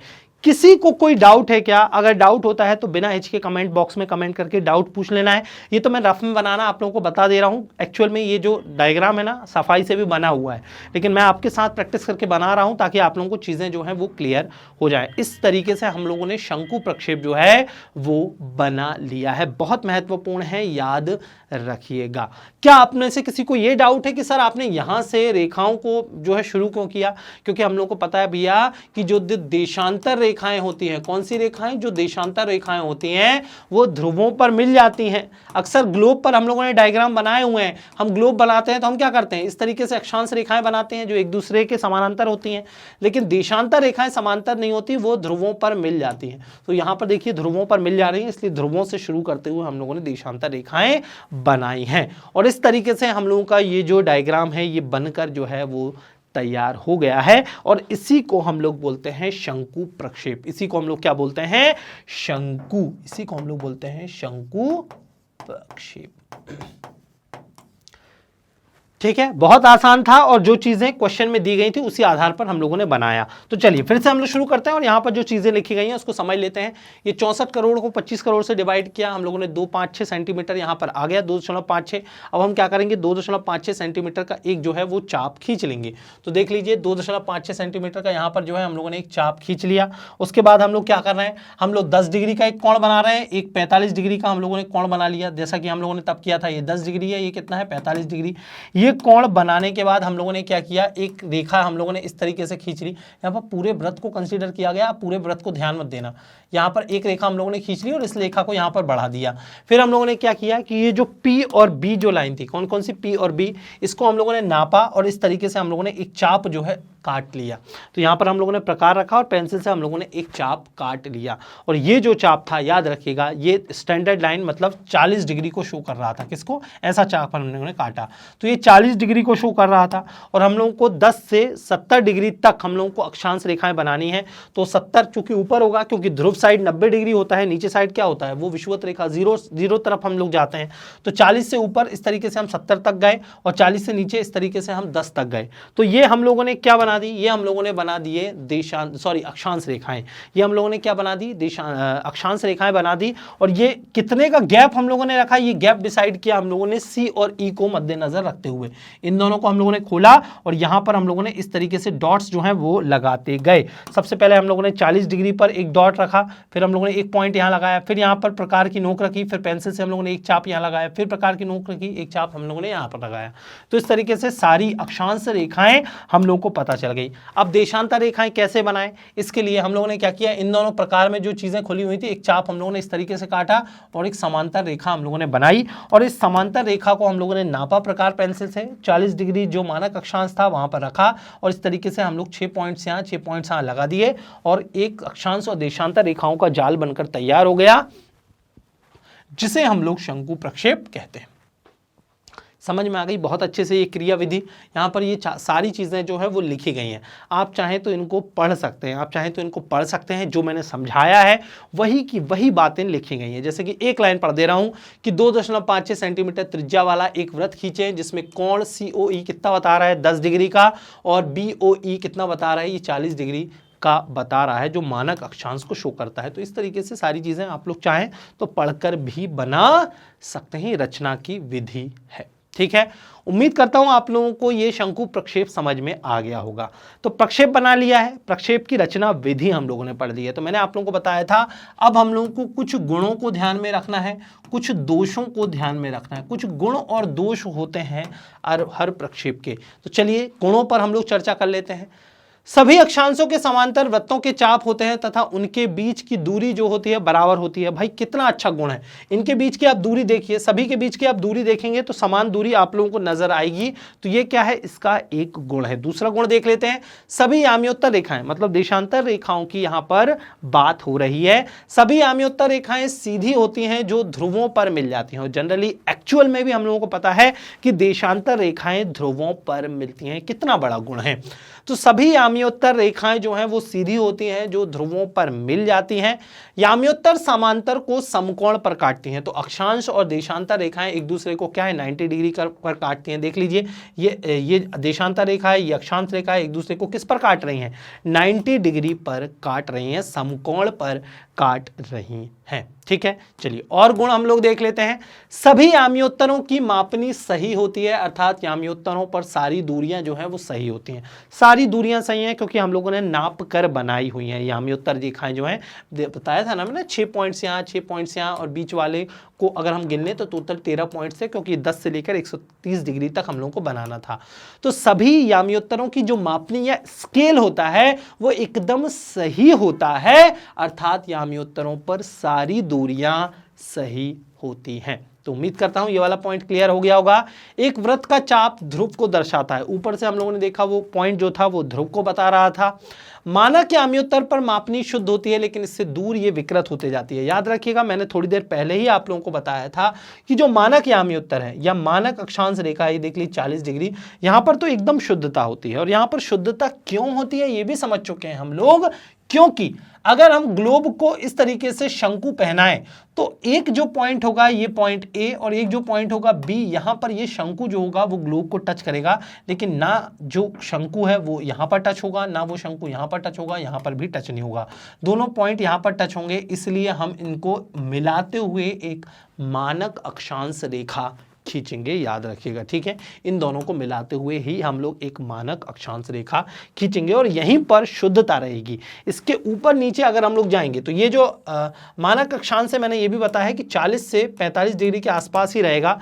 क्या ये कभी शंकु जो है वो विषुवत रेखा को टच कर सकता है? नहीं भाई, ये देख लीजिए हवा में लाइन है। क्या ध्रुव को टच कर सकता है? नहीं। मतलब आसपास 40 से 45 डिग्री के आसपास ही आप लोगों को मानक अक्षांश रेखा मिलेगी और वहीं पर शुद्धता होगी। ठीक है, ये आप लोगों को बोला जा रहा है। तो मानक समांतर पर मापनी शुद्ध होती है, लेकिन इससे दूर ये विकृत हो जाती है। याद रखिएगा, यामियोत्तर ध्रुवों के निकट जाते हुए एक दूसरे के समीप आ जाते हैं, क्योंकि देशांतर रेखाएं ध्रुवों पर मिलती हैं। यह प्रक्षेप ना तो समक्षेत्र है और ना ही यथाकृतिक प्रक्षेप। याद रखिएगा, इस प्रक्षेप ये तो ना समक्षेत्र है, क्योंकि इसके बीच इसमें जो वर्ग बने हुए हैं, ये वर्ग देख लीजिए, ये जो वर्ग हैं ये एक्चुअल में ग्लोब के वर्ग से सही बराबर नहीं बैठते और ना ही यथाकृतिक है। हम लोग को एक्चुअल आकृति भी पता नहीं चल पाती। तो ये जनरली जो है बहुत ज्यादा यूज में नहीं होता कई बार। तो ये अपने आप में इस प्रक्षेप का दोष भी है कि शंकु प्रक्षेप जो है बहुत ज्यादा यूज नहीं होता, क्योंकि हम लोगों को ना इससे समक्षेत्रफल की जानकारी मिलती है, ना हम लोगों को यथाकृति मतलब एक जैसी आकृति की जानकारी मिलती है। तो कुल मिलाकर इस प्रक्षेप या शंकु प्रक्षेप का बहुत ज्यादा इस्तेमाल नहीं होता। तो ये इसका दोष भी हो सकता है, आप इसको नेगेटिव पॉइंट में भी कंसीडर कर सकते हैं। तो इस तरीके से हम लोगों ने शंकु प्रक्षेप पढ़ लिया है। कैसा लगा आप लोगों को शंकु प्रक्षेप? समझ में आया? बनाना सीख गए ना? अगर वीडियो अच्छी लग रही है तो चलिए फटाफट वीडियो को लाइक कर दीजिए। तुरंत चलिए वीडियो को लाइक करिए। अपने दोस्तों के साथ वीडियो को शेयर करना है, और कोई डाउट होता है तो बिना हिचके कमेंट बॉक्स में कमेंट कर देना है। ठीक है, चलिए तुरंत कमेंट करना है अगर कोई पॉइंट आप लोगों को समझ में नहीं आया तो।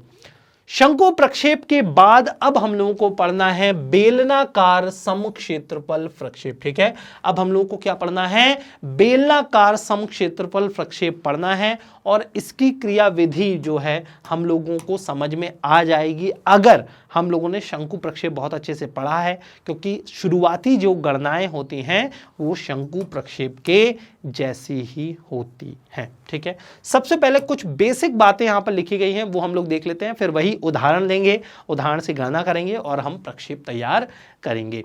तो बेलनाकार समक्षेत्रफल प्रक्षेप को याद रखिएगा, लैम्बर्ट के प्रक्षेप के नाम से भी जाना जाता है। इसे ग्लोब के विषुवतीय वृत्त पर सटे बेलन पर पड़ने वाली समांतर किरणों के द्वारा प्राप्त किया जाता है।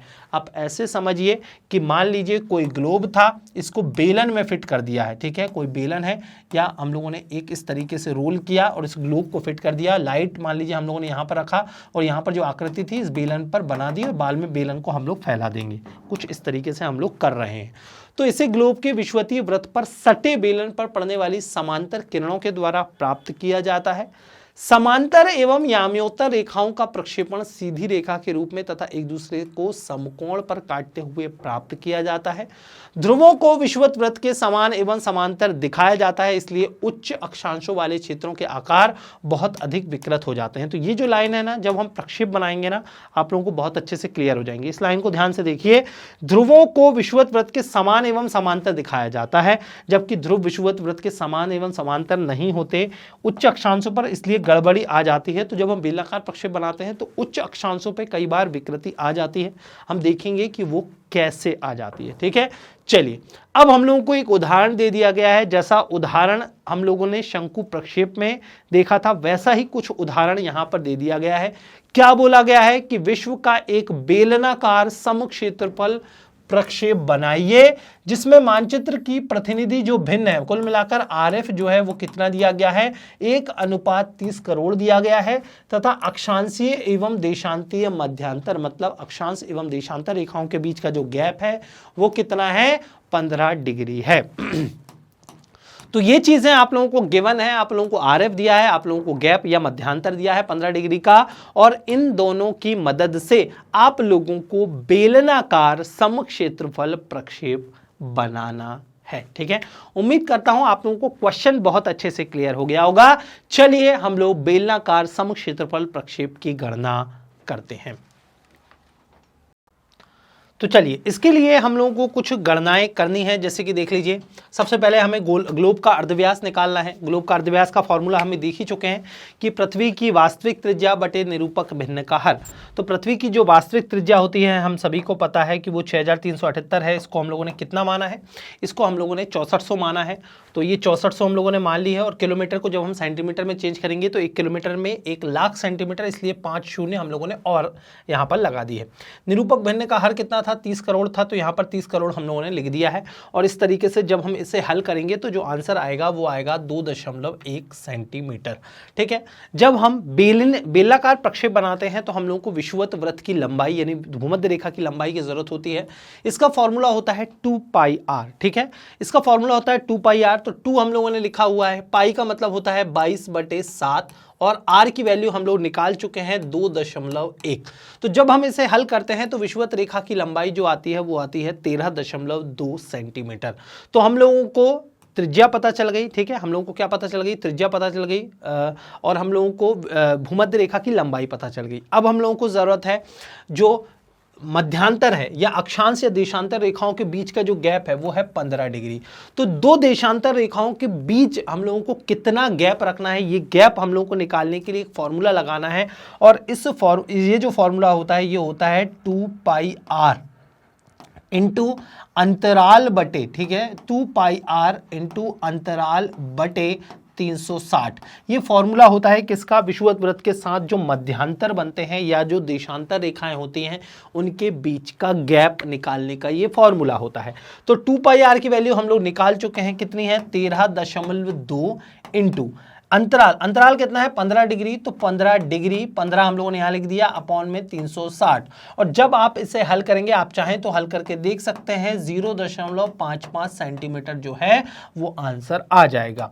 तो 3 चीजों की जरूरत हम लोगों को मुख्य रूप से ये बेलनाकार प्रक्षेप बनाने के लिए पड़ती है। सबसे प्रमुख चीज है त्रिज्या, दूसरे नंबर पर जो प्रमुख चीज है वो है विषुवत रेखा की लंबाई, और तीसरी जो प्रमुख चीज है वो है जो गैप है या देशांतर रेखाओं के बीच की दूरी 0.55 सेंटीमीटर। तो जैसे मैंने आप लोगों को शंकु प्रक्षेप बनाना सिखाया था ना, वैसे ही अब मैं आप लोगों को बेलनाकार प्रक्षेप बनाना सिखा दे रहा हूं। सबसे पहले हम लोगों को क्या करना है, 2.1 सेंटीमीटर का एक चाप जो है वो काट लेना है। ठीक है, तो 2.1 सेंटीमीटर का, ठीक है, 2.1 सेंटीमीटर का हम लोगों ने एक अर्धचाप जो है मान लीजिए काट लिया। ठीक है, 2.1 सेंटीमीटर का हम लोगों को अर्धचाप काट लेना है। फिर हम लोगों को क्या करना है, 15-15 डिग्री के अंतर पर कोण जो है वो बना देने हैं, क्योंकि यहां पर लिखा गया था कि जो देशांतर एवं अक्षांशीय विस्तार है, उनके बीच जो अंतर है वो 15 डिग्री का है। तो हम लोग क्या करेंगे, उत्तरी गोलार्ध एवं दक्षिणी गोलार्ध में, ये उत्तरी गोलार्ध है, ये दक्षिणी गोलार्ध है, 15-15 डिग्री के कोण बनाएंगे। जैसे कि ये 15 डिग्री का कोण है, फिर ये 30 डिग्री का होगा, ये 45 डिग्री का होगा, ये 60 डिग्री का होगा, ये 75 डिग्री का होगा, और ये कितना होगा, 90 डिग्री का। फिर नीचे भी हम लोगों को यही करना है, ये 15 डिग्री, ये 30 डिग्री, ये 45 डिग्री, ये 60 डिग्री, ये 75 डिग्री और ये 90 डिग्री। तो ऊपर 90 डिग्री का कोण है, नीचे भी 90 डिग्री का कोण है। ये 15, 30, 45, 75 और 15, 30, 45, 60, 75 और 90 डिग्री के हम लोगों ने कोण बना लिए। फिर हम लोगों को क्या करना है, फिर हम लोगों को एक लंबवत रेखा जो है वो खींचनी है, इसके समानांतर हम लोगों को एक रेखा जो है वो खींचनी है। तो ये देख लीजिए, मैंने एक रेखा जो है यहाँ पर खींच दी। मन से आप अपनी ही लंबाई की एक रेखा जो है वो खींच सकते हैं। फिर हम लोगों को भूमध्य जो रेखा है, विषुवत रेखा है, उसकी लंबाई हम लोगों को खींचना है। और भूमध्य रेखा या विषुवत रेखा की जो लंबाई थी वो कितनी थी, 13.2 सेंटीमीटर। तो 13.2 सेंटीमीटर यहां से लेकर 13.2 सेंटीमीटर की हम लोगों को एक जो है वो रेखा खींचनी है। तो 13.2 सेंटीमीटर की हम लोगों ने रेखा खींच ली। क्या इसमें किसी को कोई दिक्कत है? दिक्कत होनी नहीं चाहिए, बहुत बेसिक तरीके से हम लोग हल कर रहे हैं। हम लोगों ने 15-15 डिग्री के चाप काट लिए हैं। सबसे पहले 2.1 सेंटीमीटर का हम लोगों ने चाप काटा था, फिर हम लोगों ने 15-15 डिग्री के कोण बना लिए हैं। 13.2 सेंटीमीटर की हम लोगों ने भूमध्य रेखा खींच ली है। फिर हम लोग क्या करेंगे, इस रेखा के हम लोग 24 हिस्से करेंगे। इस रेखा के हम लोग 24 भाग करेंगे। आप बोलेंगे सर आप इस रेखा के मतलब जो 13.2 सेंटीमीटर की रेखा है इसके 24 भाग क्यों कर रहे हैं? अगर आपके मन में ये क्वेश्चन आ रहा है तो बहुत अच्छा क्वेश्चन है, क्योंकि हम लोगों को अंतर दिया गया है देशांतर रेखाओं के बीच का 15 डिग्री, और जब हम 360 डिग्री को 15 डिग्री से डिवाइड करते हैं तो जो अंतराल आता है वो आता है 24 भाग का। कितना? 24 भाग का अंतराल आता है। तो यहां पर बहुत खिचड़ी पक गई है। सबसे पहले मैं जो चीजें हैं उनको माइनस कर देता हूं, जो भी माइनस में चीजें, जैसे कि यहां पर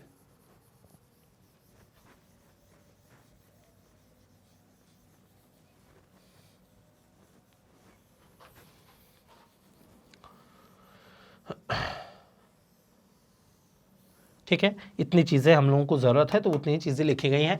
360 को आप अगर आप 15 से डिवाइड करेंगे तो 24 भाग, तो जो हम लोगों ने अभी रेखा जो खींची है उसके हम लोगों को 24 भाग करने हैं। अब आपके मन में दूसरा क्वेश्चन आ रहा होगा, सर 24 भाग तो हम कर लेंगे, कितने कितने सेंटीमीटर के हम लोगों को भाग करने हैं? तो ये भी आंसर हम लोगों का निकला हुआ है। वो जो भाग करने हैं 0.55 सेंटीमीटर, यानी 0.5 सेंटीमीटर का मतलब क्या होता है, लगभग आप लोगों को पता है 1 सेंटीमीटर में 10 मिलीमीटर होते हैं, तो 5 मिलीमीटर का हम लोगों को एक भाग करना है, और ऐसे हम लोगों को 24 भाग करने हैं। तो आपके पास तो स्केल रहेगा, आप उसके इस तरीके से 24 भाग जो है वो कर देंगे। 24 भाग आप लोग क्या कर देंगे, इसके कर देंगे। तो इसको गिनना मत अभी आप, क्योंकि मैं तो मन से इसके भाग कर दे रहा हूं सफाई से करने के लिए, लेकिन आप लोगों को 24 भाग करने हैं।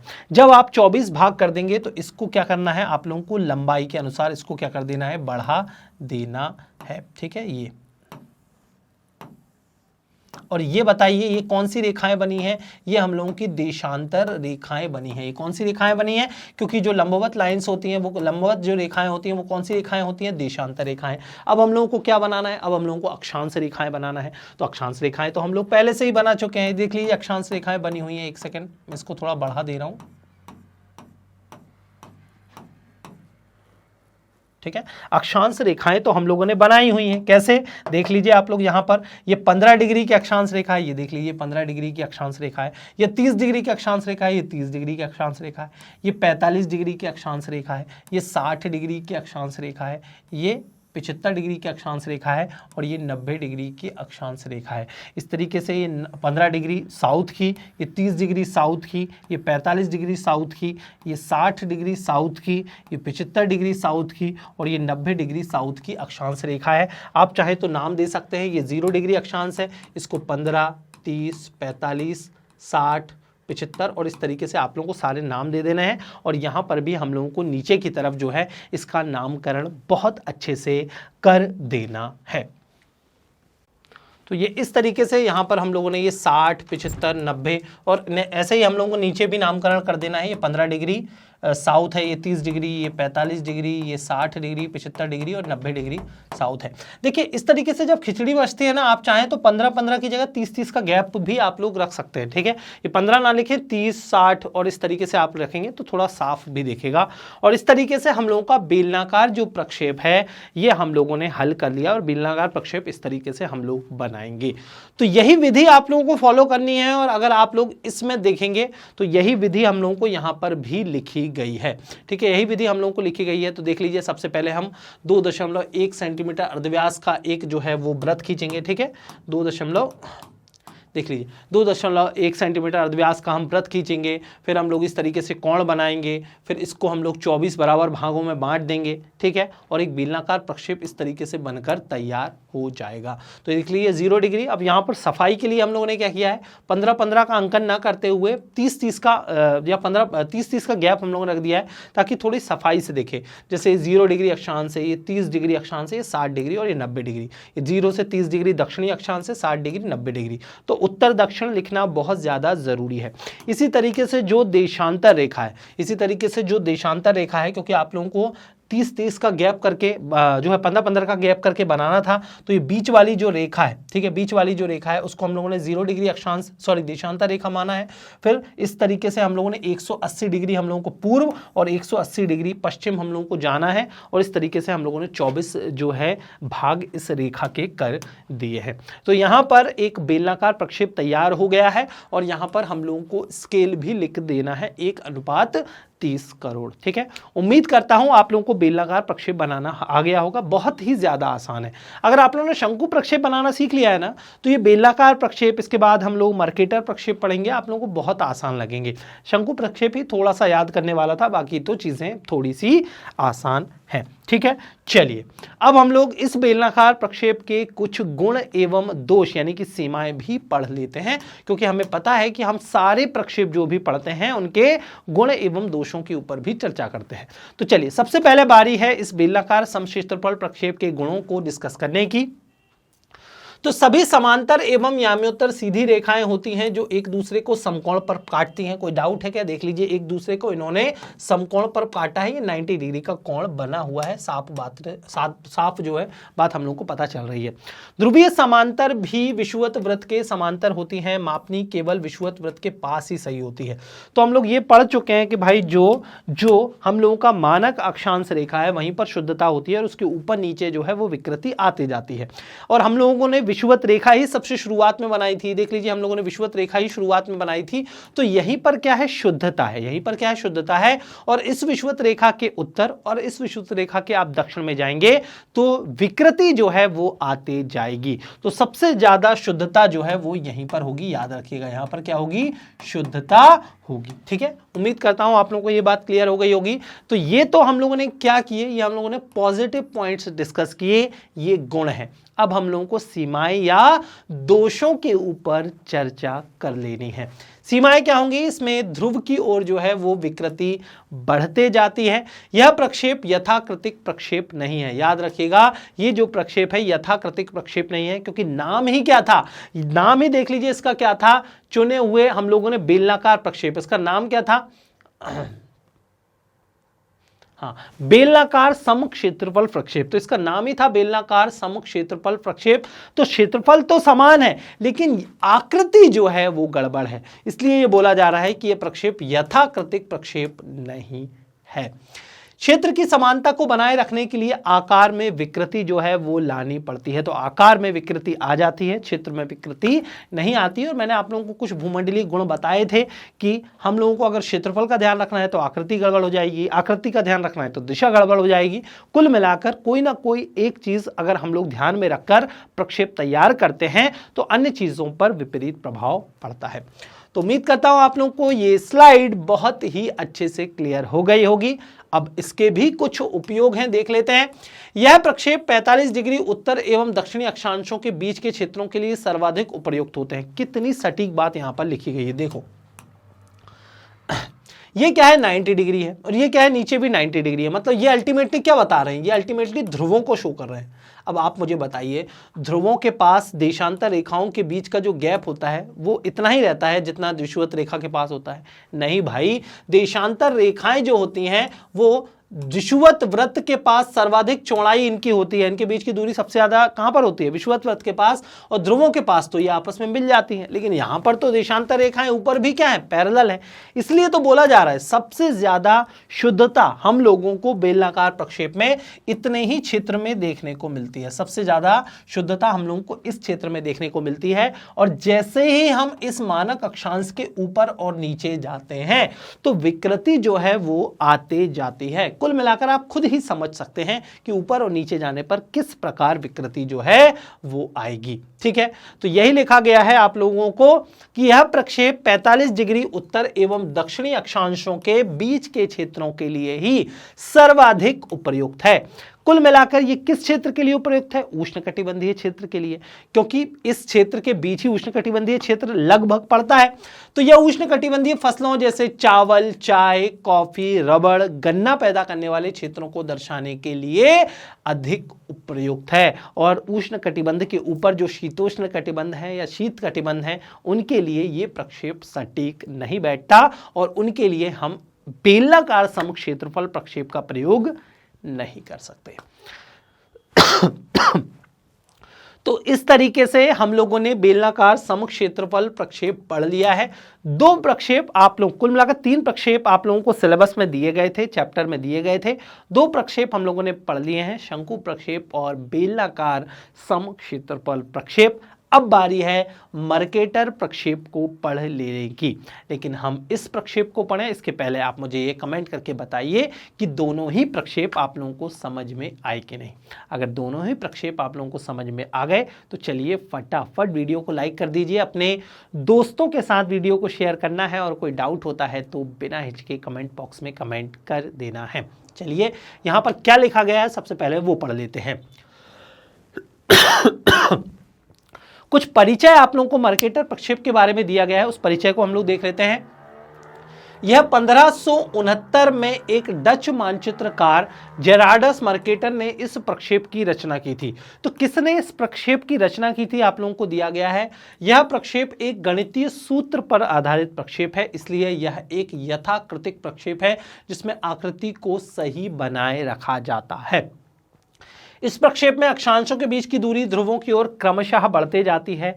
बेलनी प्रक्षेप की तरह इसमें भी समांतर एवं याम्योत्तर रेखाएं एक दूसरे को समकोण पर काटती हैं। सीधी रेखा के द्वारा शुद्ध दिशा को प्रदर्शित करना इसकी विशेषता होती है। इस प्रक्षेप पर किसी भी 2 बिंदु को जोड़ने वाली सीधी रेखा एक नियत दिग स्थिति को प्रदर्शित करती है जिसे रंब रेखा कहते हैं। तो रंब रेखा की परिभाषा हम थोड़ी देर बाद और पढ़ेंगे, लेकिन यहां पर फिर से दे दी गई है। चलिए ठीक है, सीधी रेखा के द्वारा शुद्ध दिशा को प्रदर्शित किया जाता है। तो जब हम मर्केटर प्रक्षेप बनाते हैं तो शुरुआत जो है हम लोगों की एक सीधी रेखा से होती है और यही रेखा रंब रेखा कहलाती है। इस प्रक्षेप पर किसी भी 2 बिंदु को जोड़ने वाली सीधी रेखा एक नियत दिग स्थिति को दर्शाती है जिसे हम लोग क्या बोलते हैं? रंब रेखा कहते हैं। ठीक है, चलिए तो अगेन आप लोगों को फिर ये उदाहरण यहां पर दे दिया गया है। विश्व मानचित्र के लिए 1:25 करोड़ की मापनी तथा 15 डिग्री के मध्यांतर पर एक मर्केटर प्रक्षेप की रचना कीजिए।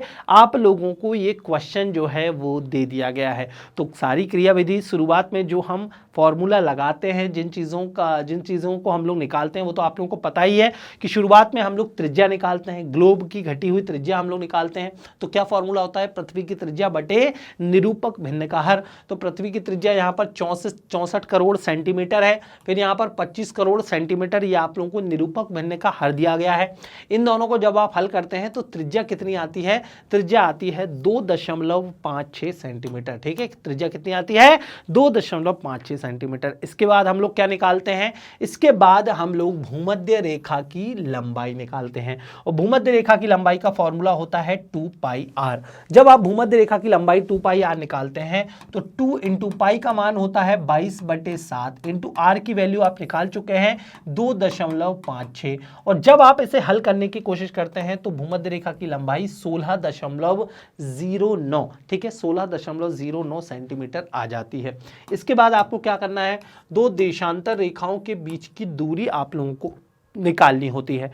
तो 2 देशांतर संलग्न देशांतर रेखाओं के बीच की दूरी का एक फॉर्मूला होता है 2 पाई आर गुणा अंतराल बटे, ठीक है, 2 पाई आर गुणा अंतराल बटे 300, अंतराल बटे 360। तो 2 पाई आर की वैल्यू हम लोगों ने अब भी हल की थी 16.09 सेंटीमीटर गुणा अंतराल कितना था देख लीजिए, अंतराल था 15 डिग्री का। तो 15 डिग्री हम लोगों ने यहाँ पर लिख लिया बटे में 360। और अब अगर आप इसे हल करने की कोशिश करते हैं तो जो उत्तर आता है वो आता है 0.67 सेंटीमीटर।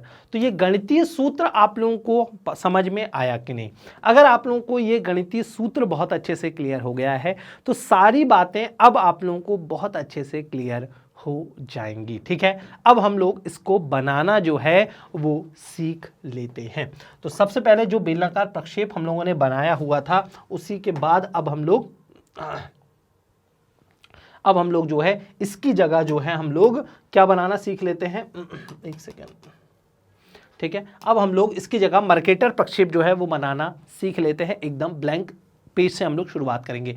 तो सबसे पहले हम लोग क्या करेंगे, सबसे पहले हम लोगों को क्या करना है, भूमध्य रेखा की जो लंबाई है यहां से हम लोगों को शुरुआत करनी है 16.09 सेंटीमीटर की हम लोगों को क्या करना है, एक रेखा खींचनी है। यहां से हम लोगों को शुरुआत करनी है। तो चलिए हम लोग शुरुआत करते हैं।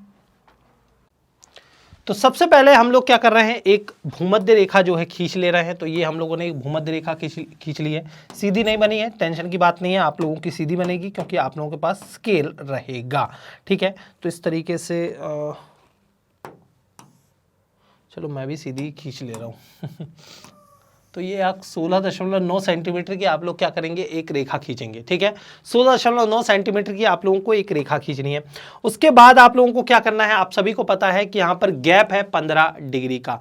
तो अगर आप 360 को 15 से डिवाइड करेंगे, 360 को जब आप 15 से डिवाइड करेंगे तो आप लोगों को 24 भागों में इस रेखा को काटना पड़ेगा। 24 भागों में आप रेखा को काटेंगे, लेकिन उन रेखाओं के बीच कितना गैप रहेगा, तो उन रेखाओं के बीच 0.67 सेंटीमीटर का गैप रहेगा, याद रखिएगा। तो आप लोगों को सबसे पहले एक लंब रेखा ऐसी खींच देनी है, ठीक है। आप लोगों को सबसे पहले देखिए भूमध्य रेखा आपने खींची थी, तो ये भूमध्य रेखा मान लीजिए आप लोगों ने इस तरीके से खींच ली। उसके बाद आप लोगों को 24 बराबर भागों में इस रेखा को जो है वो बांट देना है। तो सबसे पहला भाग मान लीजिए ये है, फिर 2, फिर 3, 4, 5, 6, 7, 8, 9, 10, 11, 12, 13, 14, 15, 16, 17, 18, 19, 20, 21, 22, 23 और 24। इस तरीके से मान लीजिए हम लोगों ने 24 बराबर भागों में इस रेखा को बांट लिया है, ठीक है। अब इसके मिला दें, 24 बराबर भागों में आप लोग इस रेखा को जो है वो बांट लेंगे। तो ये बांट लिया है 24 बराबर भागों में। आप लोग सफाई से बनाइएगा, मैं आपको सिर्फ अंदाजा जो है वो बता दे रहा हूं कि किस तरीके से ये मर्केटर प्रक्षेप बनता है, क्योंकि बहुत से स्टूडेंट्स को बनाना नहीं आता। मैं एग्जैक्टली आप लोगों को जो प्रक्षेप है उसकी इमेज दिखा दूंगा तो चीजें आप लोगों को क्लियर नहीं होंगी। देखिए इतना काम करना तो बेहद आसान है और इतना काम कोई भी व्यक्ति कर सकता है, लेकिन याद रखिएगा देशांतर रेखाओं के बाद अब हम लोगों को अक्षांश रेखाएं बनानी है। देशांतर रेखाओं के बाद अक्षांश रेखाएं बनानी है, और अक्षांश रेखाएं बनाना ही बहुत से स्टूडेंट्स को नहीं आता। उसके लिए याद रखिएगा बहुत ही आसान है। आप लोगों को एनसीईआरटी की बुक में इस तरीके से एक चार्ट जो है वो देखने को मिलेगा, जहां पर 15 डिग्री की अगर आप लोगों को अक्षांश रेखा बनानी है मर्केटर प्रक्षेप पर, तो उसके लिए फॉर्मूला होता है 0.087 × 4, है ना। तो यहां पर ये जो गणना दी गई है ना 0.084, 0.175, 0.265, ये गणना आपको एनसीईआरटी की बुक में पहले से ही दी गई है। जैसे हम लोगों को 15 डिग्री का गैप या अंतराल रखना है, ठीक है, 15 डिग्री का मतलब हम लोग को 15 डिग्री की अक्षांश रेखा बनानी है। तो 15 डिग्री की अक्षांश रेखा अगर हम बनाते हैं तो उसका एक फॉर्मूला होता है जो होता है 0.265 × r। आप मुझे बताइए r की वैल्यू आप लोगों को नहीं पता क्या? डेफिनेटली आप लोगों को पता है, देख लीजिए r की वैल्यू कितनी थी, 2.56। तो आप लोग क्या करेंगे, यहां पर 0.265 × r की वैल्यू जो अब भी हम लोगों ने हल की हुई है 2.56, इससे आप लोग गुणा कर देंगे और 15 डिग्री की जो भी रेखा आएगी उसको आप लोग लिख देंगे। जैसे कि 0.265 × 2.56, तो जो जो गणना आएगी वो आएगी 0.67। इसी तरीके से जब आप 30 डिग्री की अक्षांश रेखा बनाएंगे तो उसका फॉर्मूला होता है 0.549 गुणा आर। आर की वैल्यू फिर आप पुट कर देंगे तो 1.40 आएगा। फिर अगर आप 45 डिग्री की अक्षांश रेखा बनाते हैं तो 0.880 गुणा आर, तो ये तो वैल्यू दी हुई थी और 2.56 फिर गुणा करना है, तो गणना जो आ जाएगी वो आ जाएगी 2.56। क्या आप लोगों को ये बात समझ में आई कि नहीं आई? अगर किसी भी व्यक्ति को ये डाउट हो रहा है कि भाई ये गणना कहां से आ गई, ये वाली संख्या कहां से आ गई, ये संख्या कहां से आ गई, या फिर ये संख्या और ये संख्या कहां से आ गई, तो मैं आप लोगों को बोलना चाहता हूं कि जो मैंने सर्कल बनाए हैं ये संख्याएं एनसीईआरटी की बुक में दी गई थी और ये फिक्स वैल्यू होती है, ये फिक्स वैल्यू होती हैं और इनमें बस हम लोगों को आर का गुणा करना पड़ता है और आर हम लोग क्वेश्चन में निकालते हैं। ठीक है, तो अब हम लोगों ने जो इतना हल किया था, इस पर हम 15 डिग्री की अक्षांश रेखा बनाएंगे। तो हम लोगों ने 15 डिग्री की जब अक्षांश रेखा बनाई तो उसमें वैल्यू आई 0.67। तो इसको हम लोगों को क्या करना है, प्रकार पेंसिल पर 0.6 मिलीमीटर, ठीक है, या 6 मिलीमीटर तक हम लोगों को जो है प्रकार और पेंसिल को खोलना है, क्योंकि 0.67 सेंटीमीटर का मतलब होता है 6 मिलीमीटर लगभग। तो 6 मिलीमीटर का प्रकार हम लोगों को खोलना है और हम लोगों को एक चाप जो है यहां पर रखकर पेंसिल से चाप एक यहां काटना है, यहां पर काटना है, तो ये 15 डिग्री अक्षांश की रेखा हो जाएगी। उसके बाद हम लोगों को क्या करना है, 30 डिग्री की अक्षांश रेखा खींचनी है और उसका मान कितना है 1.40। तो हम लोगों को प्रकार पेंसिल से 1.40 जो है उसको खोलना है और प्रकार पेंसिल से हम लोगों को एक चाप काटना है। ठीक है, कितना काटना है हम लोगों को, यहां पर कितनी वैल्यू दी गई थी 1.40, ठीक है, तो 1.40 हम ऊपर काटेंगे, 1.40 नीचे काटेंगे। ऊपर नीचे हम क्यों काट रहे हैं, क्योंकि हम लोग को उत्तरी अक्षांश या उत्तरी गोलार्ध और दक्षिणी गोलार्ध दोनों को हम लोग को कर देना है।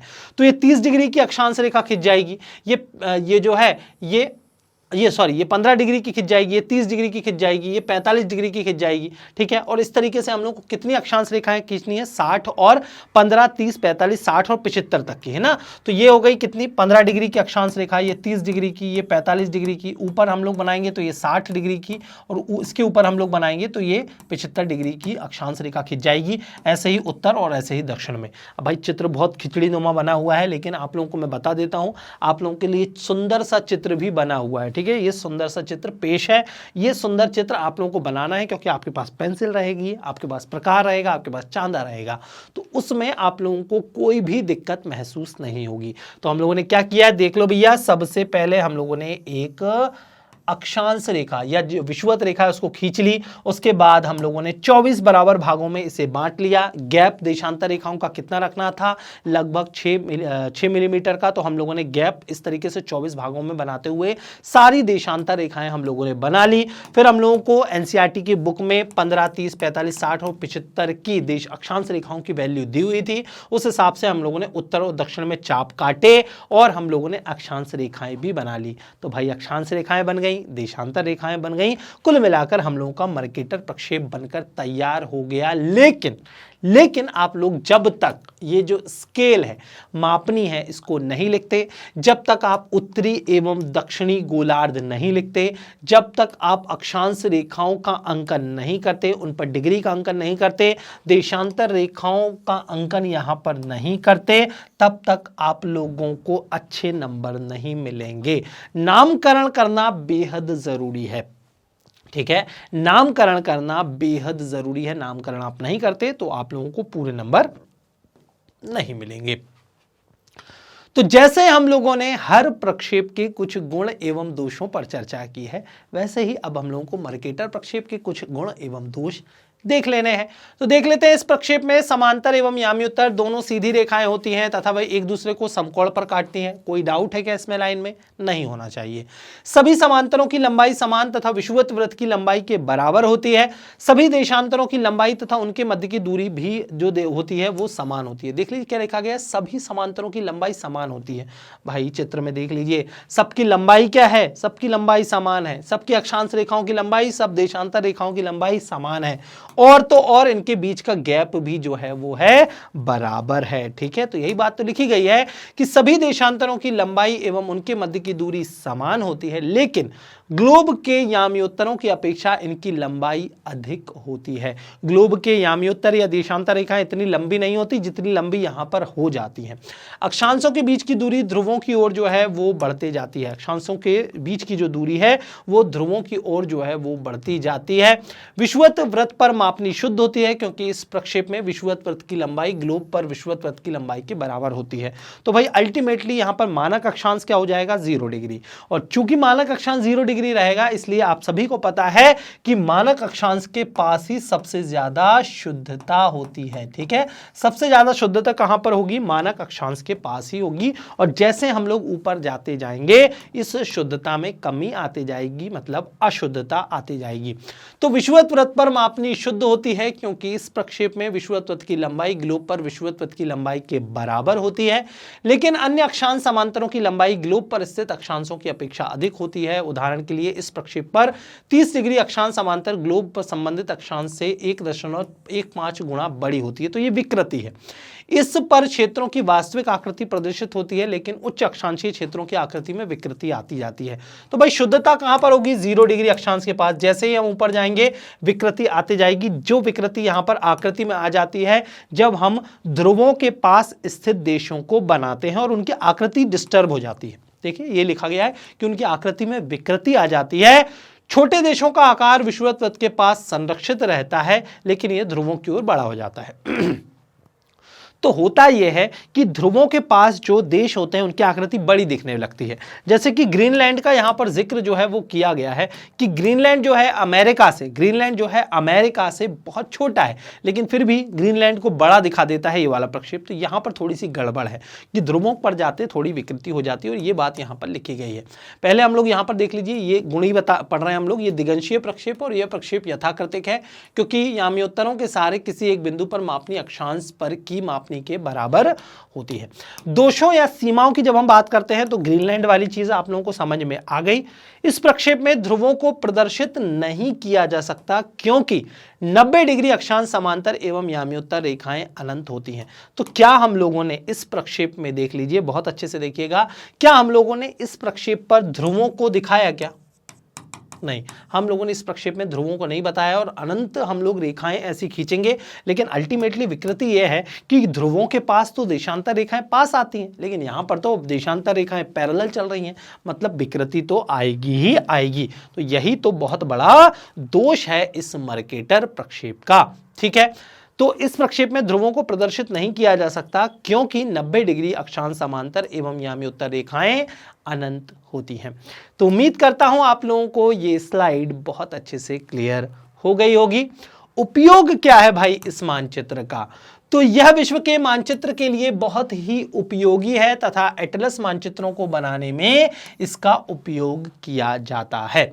यह समुद्र एवं वायु मार्गों पर नौ संचलन के लिए बहुत ही उपयोगी है, और ये एमसीक्यूज में क्वेश्चन आ जाता है कि वायु मार्गों के लिए या फिर नौ संचालन के लिए, समुद्री नौ संचालन के लिए किस प्रक्षेप का प्रयोग किया जाता है? तो आप लिखेंगे मर्केटर प्रक्षेप का।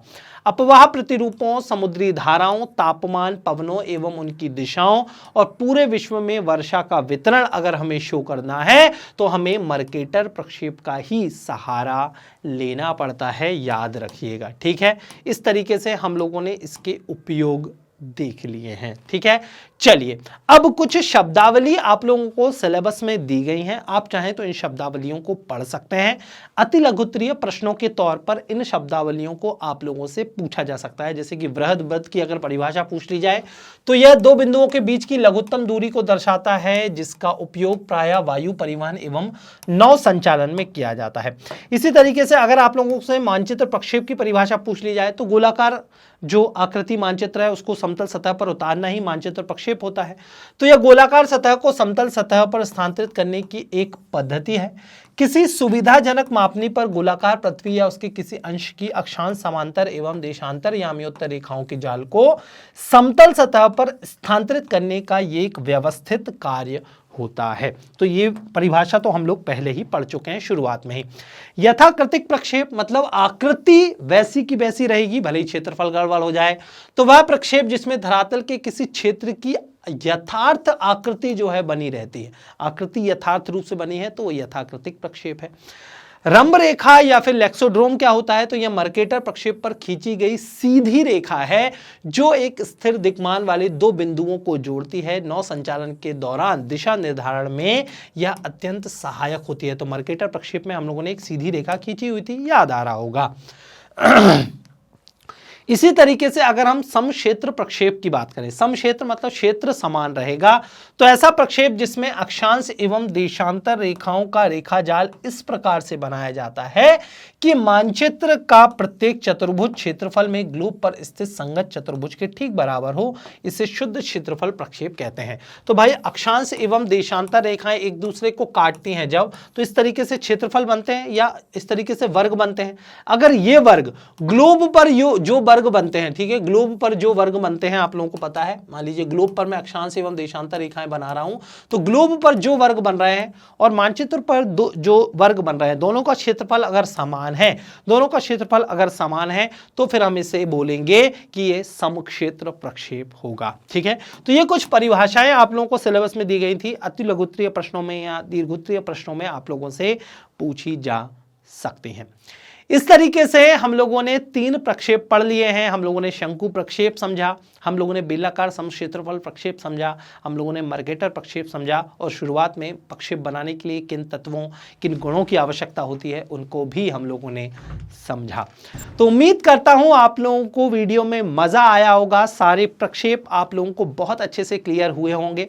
अगर वीडियो अच्छी लगी है तो चलिए फटाफट वीडियो को लाइक कर दीजिए, अपने दोस्तों के साथ वीडियो को शेयर करना है, और कोई डाउट होता है तो बिना हिचके कमेंट बॉक्स में कमेंट कर देना है। इसी तरीके से सीबीएसई बोर्ड के साथ Delhi board, Bihar board, UP board, MP board और राजस्थान बोर्ड में मैग्नेट ब्रेन्स आप लोगों को क्लासेस प्रोवाइड करता है। साथ ही साथ वैदिक मैथ्स क्रैश कोर्स और स्पोकन इंग्लिश की क्लासेस भी मैग्नेट ब्रेन्स चैनल द्वारा चलाई जा रही हैं। www.magnetbrains.com ये हमारी ऑफिशियल वेबसाइट है, जिसका इंटरफेस आप मेरे पीछे यहाँ पर देख सकते हैं। यहाँ पर सारे कोर्सेज अपडेटेड फॉर्म में सिंक्रोनाइज वे में आप लोगों को नजर आ जाएंगे। किसी भी तरीके की कोई दिक्कत आप लोगों को महसूस नहीं होगी। डे टू डे अपडेट्स के लिए आप हमारे सोशल मीडिया चैनल्स के साथ भी जुड़ सकते हैं। जिन सोशल मीडिया चैनल्स पर हम उपलब्ध हैं वो हैं यूट्यूब, फेसबुक, इंस्टाग्राम, ट्विटर और व्हाट्सएप चैनल। आपको करना क्या है, इन सभी चैनल्स को सब्सक्राइब कर लेना है। आज की इस वीडियो को ढेर सारा प्यार देना है, अपने दोस्तों के साथ वीडियो को शेयर करना है, और कोई डाउट होता है तो बिना हिचके कमेंट बॉक्स में कमेंट कर देना है। ठीक है, ई नोट्स और ई बुक्स के लिए आप डिस्क्रिप्शन बॉक्स चेक कर सकते हैं। तो आज की इस वीडियो में इतना ही, मिलते हैं नेक्स्ट वीडियो में। Thank you so much.